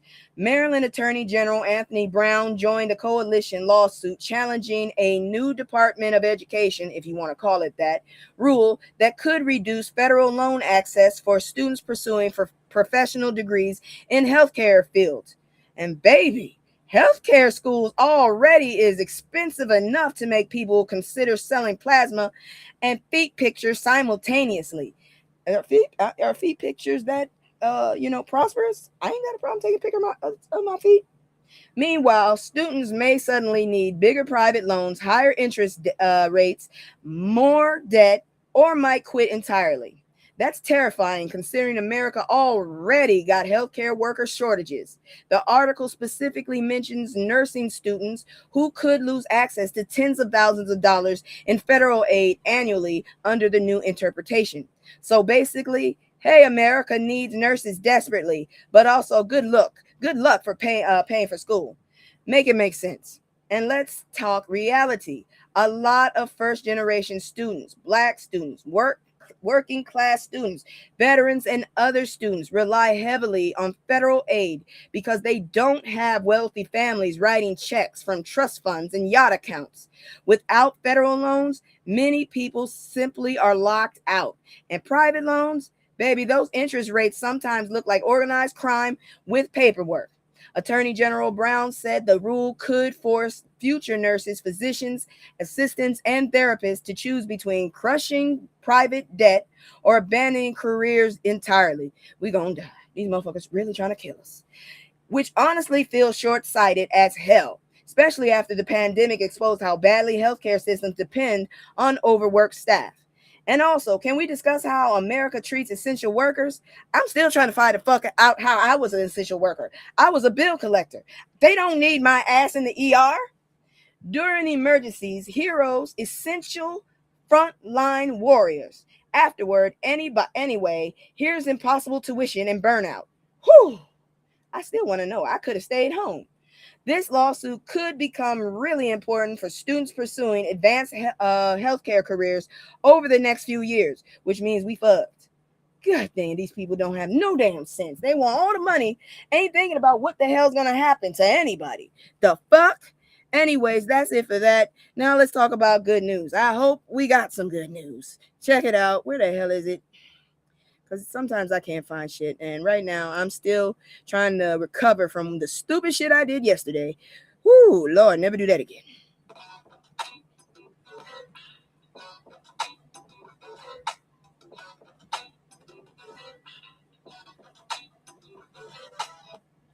Now, this story got some good energy. According to Atlanta Daily World, Black women candidates made major political gains in Georgia primaries, and organizers are calling it a sign of growing Black women's political power nationwide. Black women been carrying democracy on their backs like emotional support avengers for years. God dang it, I keep telling you, I took... The article highlights candidates like Keisha Lance Bottoms, Lucy McBath, and Nikema, that was that girl's name. It was Nikema Williams. And Organizations like Higher Heights for America celebrated the wins as proof Black women are shaping the future politically instead of waiting for permission. Now, whether folks agree politically or not, one thing is undeniable. Black women organize like nobody else. Campaigns, churches, mutual aid, community turnout, grassroots movements, education drives, fundraising. Black women stay doing the work while half the internet is busy arguing about celebrity gossip and podcast drama. The article also framed Georgia as a major political battleground where Black women voters, give me a second here. Let's keep going. All right, there. And organizers continue driving turnout despite attacks on voting rights and democracy concerns. Now, let's be honest. Georgia political transformation over the past decade didn't magically happen. People organized.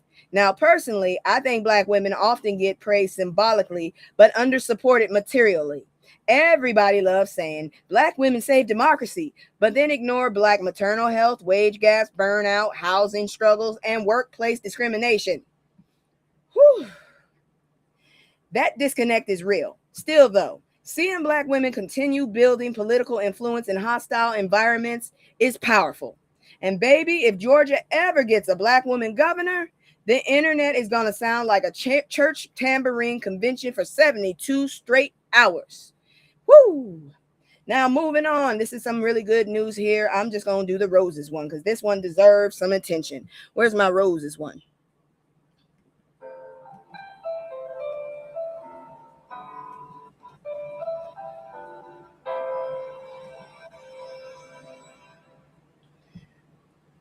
Spelman College class of 2026 makes history with a record 7 valedictorians.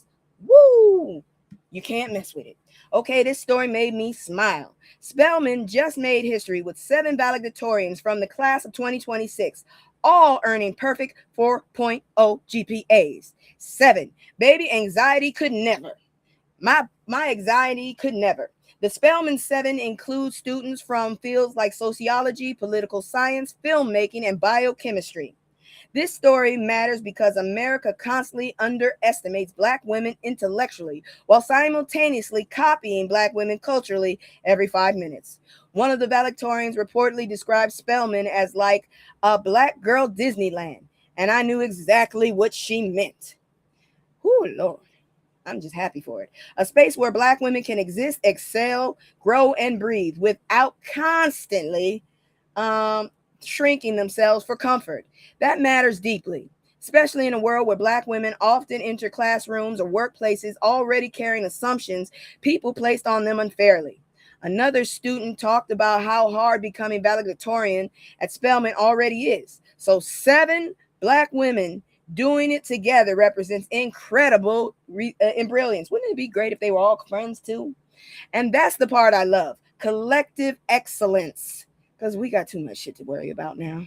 Not competition. Not only one of us can win. 7 women succeeding together. Beautiful. Now let's also acknowledge something. HBCUs continue producing excellence despite often receiving less funding and fewer resources than the predominantly white institutions historically.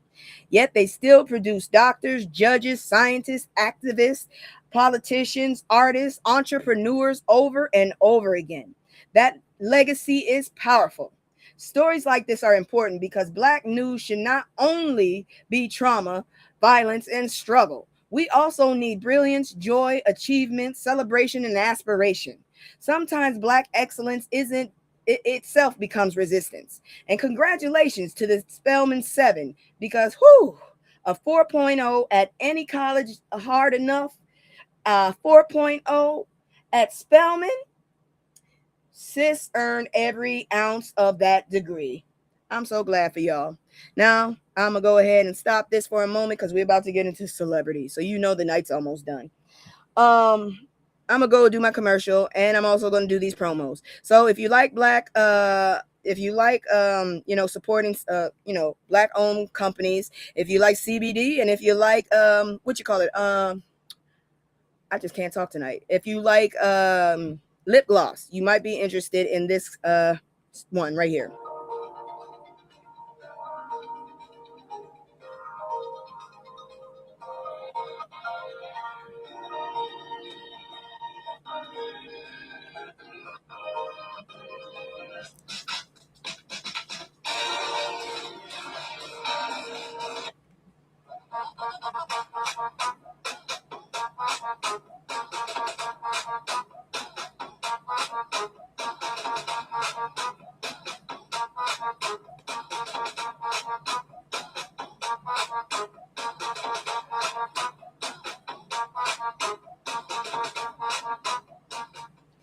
Okay, also, let's not forget, if you're in the DC area or you have the time and money, go on and check the 7 days in DC, June 28th to July 4th, 2026. I do not celebrate July 4th. I celebrate July 5th. It is Cape Verdean Independence Day, and I celebrate my this country independence in December 1865.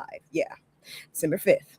Anyways, check this out. For more information, go check out Political Drain on YouTube. He has more information. He has the website, all of that stuff. So check that out. Now, if you like what I'm doing or if you don't like what I'm doing, subscribe, share, like, and tell me what I could change or what I can improve. All right, now let's go ahead and do this. I hope it works. It is not. Let me try again. Yeah, it's not going to do it tonight. All right, so let's just go ahead and move to celebrity shit. I think this is it. I hope. It is not. But anyways, Lauryn Hill reveals why she never released another solo album. I had to put this in here because I've been trying to figure that one out for the longest. Okay, now this right here touched my spirit a little. For years, people have asked why Lauryn Hill never released another major studio album after the miseducation of Lauryn Hill, which many people still consider one of the greatest albums ever made. I love it. Some albums so legendary, they stop feeling like albums and start feeling like cultural events. Well, recently, an online platform tried explaining Lauryn's absence by saying pressure, lawsuits, fame exhaustion, label problems, and creative battles pushed her away from the traditional music industry cycle. Then Lauryn herself jumped in the comments like, actually, I disagree.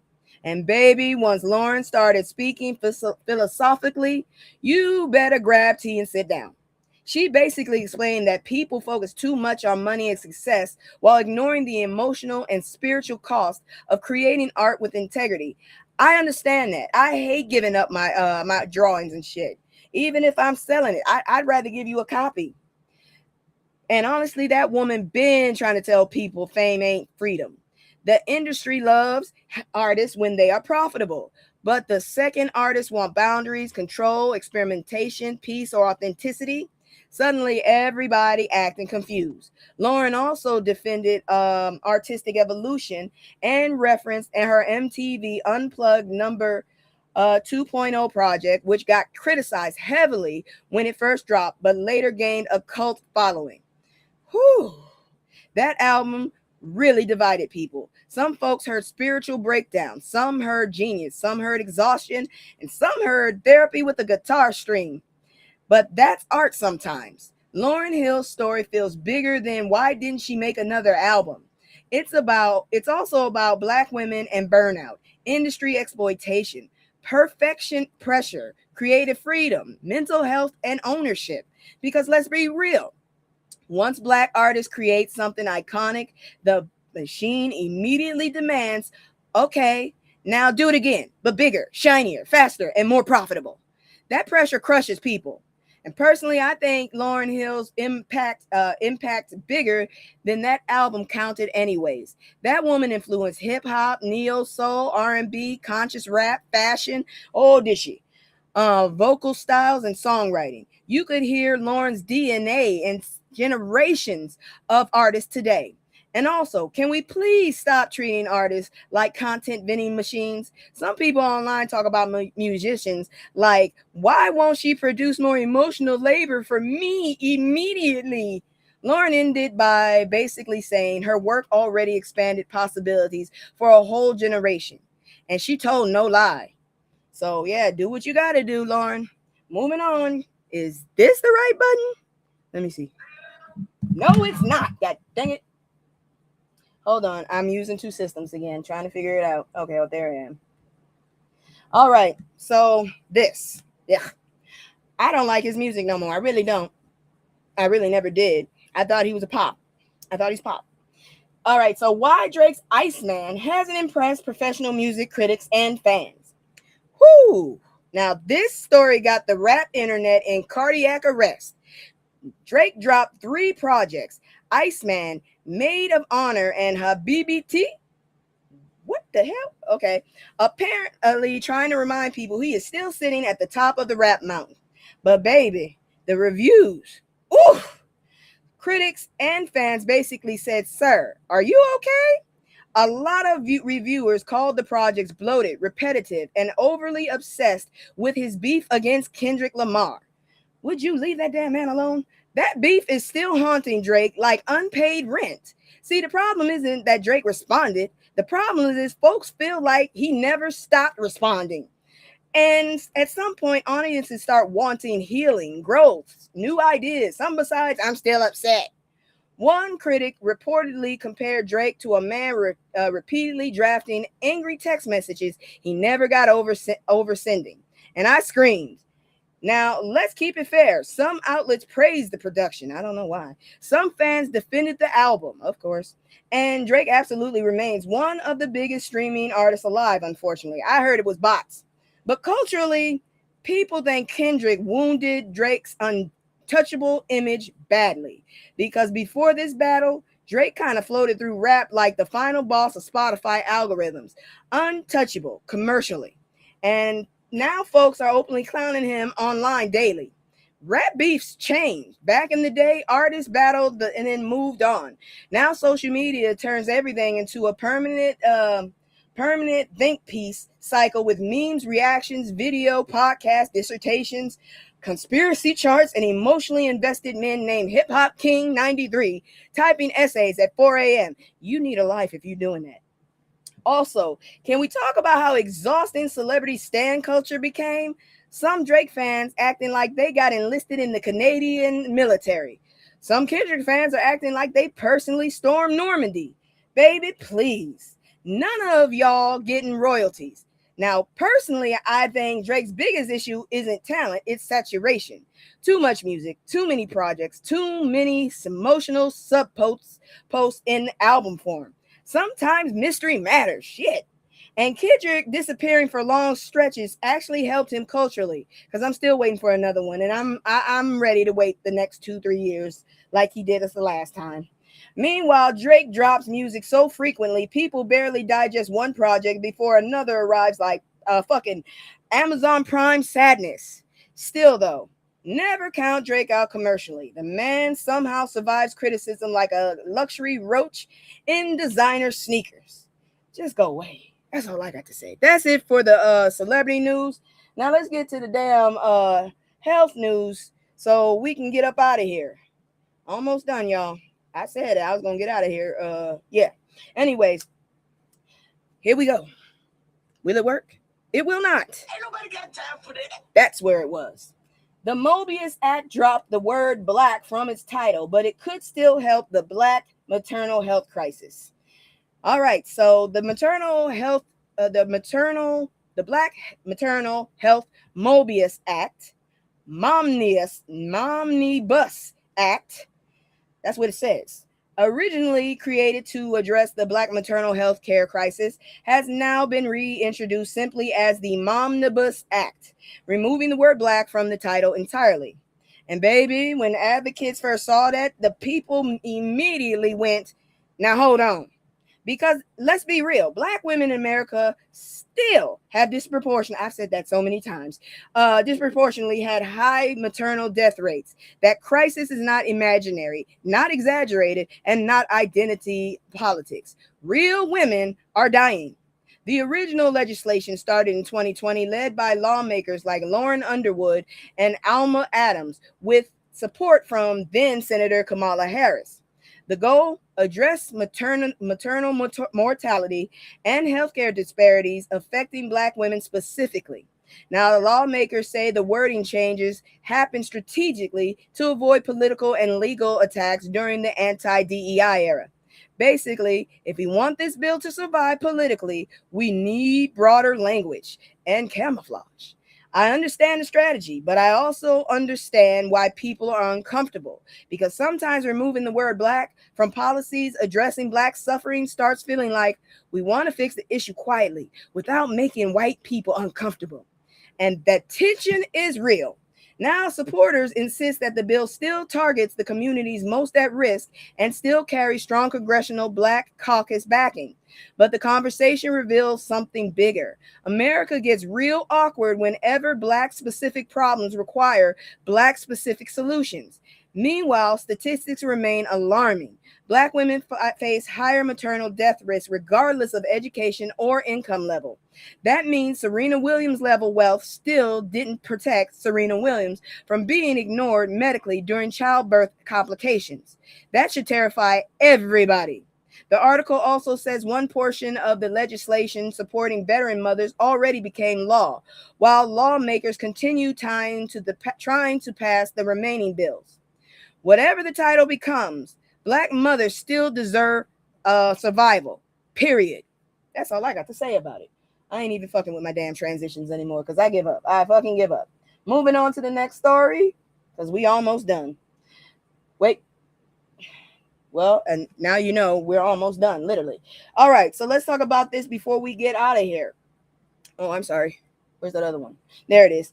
Polycystic ovary syndrome is now PMOS. What the hell is that? Okay, this is actually a really important health story. What many people knew as PCOS, polycystic ovary syndrome, has officially been renamed polyendocrine metabolic ovarian syndrome, or PMOS. It's about time. Because for years, women kept saying this condition affects way more than just ovaries. Researchers now recognize that the condition as a broader metabolic and endocrine disorder instead of just a gynecological issue. Meaning symptoms can involve insulin resistance, weight gain, acne, irregular periods, facial hair, hair thinning, hormone imbalances, metabolic complications, and baby, women with PCOS been getting dismissed forever, especially Black women. Too many doctors hear fatigue, pain, weight issues, cycle irregularities, fertility struggles, and immediately act like women just dramatic over or need to lose weight. Meanwhile, people silently have been struggling for years. The article even mentioned celebrities like Keke Palmer and Victoria Monet speaking publicly about their experiences. Now, here's a fascinating part. Researchers say the old name created confusion because not everybody with the condition even has ovarian cysts. So the medical community basically admitted, yeah, we named this wrong decades ago. Women's healthcare is historically filled with outdated nonsense anyways. The article even references how women used to get labeled with hysteria because medicine historically blamed ovaries and hormones for basically everything women did. Woman angry, hysteria. Woman ambitious, hysteria. Woman tired, hysteria. Woman breathing too confidently, probably hysteria too. Ridiculous. But this renaming matters because language shapes diagnosis, research, treatment, and how seriously patients get taken. And if PMOS leads to faster diagnosis, better research, less stigma, and more complete care, good. Because too many women spent years suffering silently while doctors treated symptoms individually instead of understanding the full syndrome. All right. Now, what the hell? Where is this story? Well, apparently there's a new chapter of care for the HIV. I don't know why I don't have it. I'm kind of pissed off with that. I knew I numbered shit weird. I knew it. Hold on, give me a second here. Because I don't like it. I don't like when I have to do this.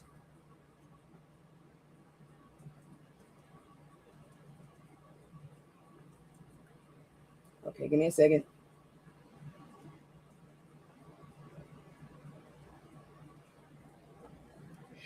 Okay, so let me make that big too.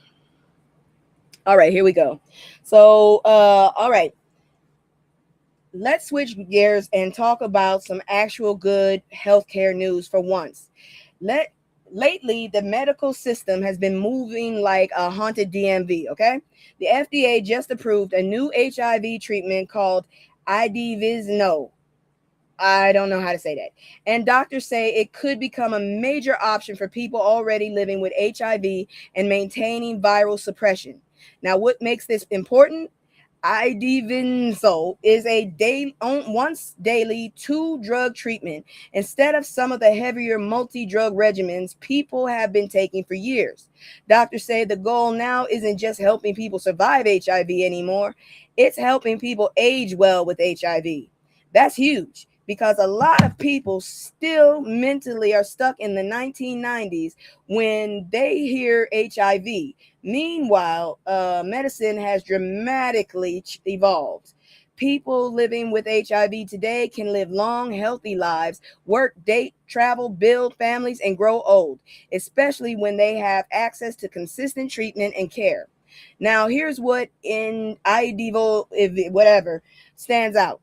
Doctors say it avoids certain ingredients linking to long-term kidney problems, bone density loss, and even some weight gain concerns connected to older HIV medications. That matters a lot for aging patients already dealing with diabetes, blood pressure medication, kidney concerns, heart issues, multiple prescriptions. Because baby, you once you get hit a certain age, your medicine cabinet starts looking like a CVS starter pack. I know mine is. And let's talk specifically about Black communities for a second. The article points out African Americans continue facing disproportionately high HIV rates and higher rates of HIV related kidney complications. So, having more treatment options that reduce long term stress on the body is important. But doctors also made something very clear. Medicine alone can't solve everything. People still need affordable health care, access to doctors, trust in the system, stable housing, regular testing, and community education. Because too many folks are still avoiding testing out of fear, shame, denial, or stigma. I had an HIV test a while back, but then I went fucking abstinent, so I ain't got to do it no more. We got to move past that though. Knowing your status should feel normal, not shameful. If your ass decided you wanted to live wild, that's your business. None of us have any right to condemn you. But at the same time, it's our right to protect ourselves. And unfortunately, some people didn't protect themselves. Some got that damn thing accidentally, and then some just were living too wild. But that was your decision. I ain't trying to make you feel bad about it. It doesn't make you dirty or anything. The article says HIV care continues evolving toward longer acting medications, better prevention tools, and hopefully someday a cure. And that's the part giving people hope. Because despite everything HIV has taken from communities over generations, people are still here fighting, surviving, loving, and living. And that matters. And that is it for that story. And now we are going to go ahead and move to the last story. Now, before I do this, I'm going to try my commercial one more goddamn time. Please like, share, and subscribe. Finally. It's me and the fam. It's just me and the fam. It's just me and the fam. It's just me and the fam. Yeah, yeah. It's just me and the fam. See my little tay, that's my girl, that's my mascot. The ones go for hours and some hours till we pass out. Stay inside the house, turned up with the racks out. Stay inside the house, turned. All right. Here you go. Escape cow captured near New York motel. Where the hell? Okay, finally. We needed a little chaos because these other stories had my blood pressure moonwalking. An approximately 1,500-pound cow escaped from a trailer in Utica, New York. Why would you name a place Utica? What does Utica mean? I gotta go look that up. That better be somebody's language. And triggered a whole multi-agency pursuit. And when I say everybody got involved, baby, they brought sheriff deputies, state police, drone operators, horseback cattle wranglers, dogs, thermal imaging equipment for one determined heifer.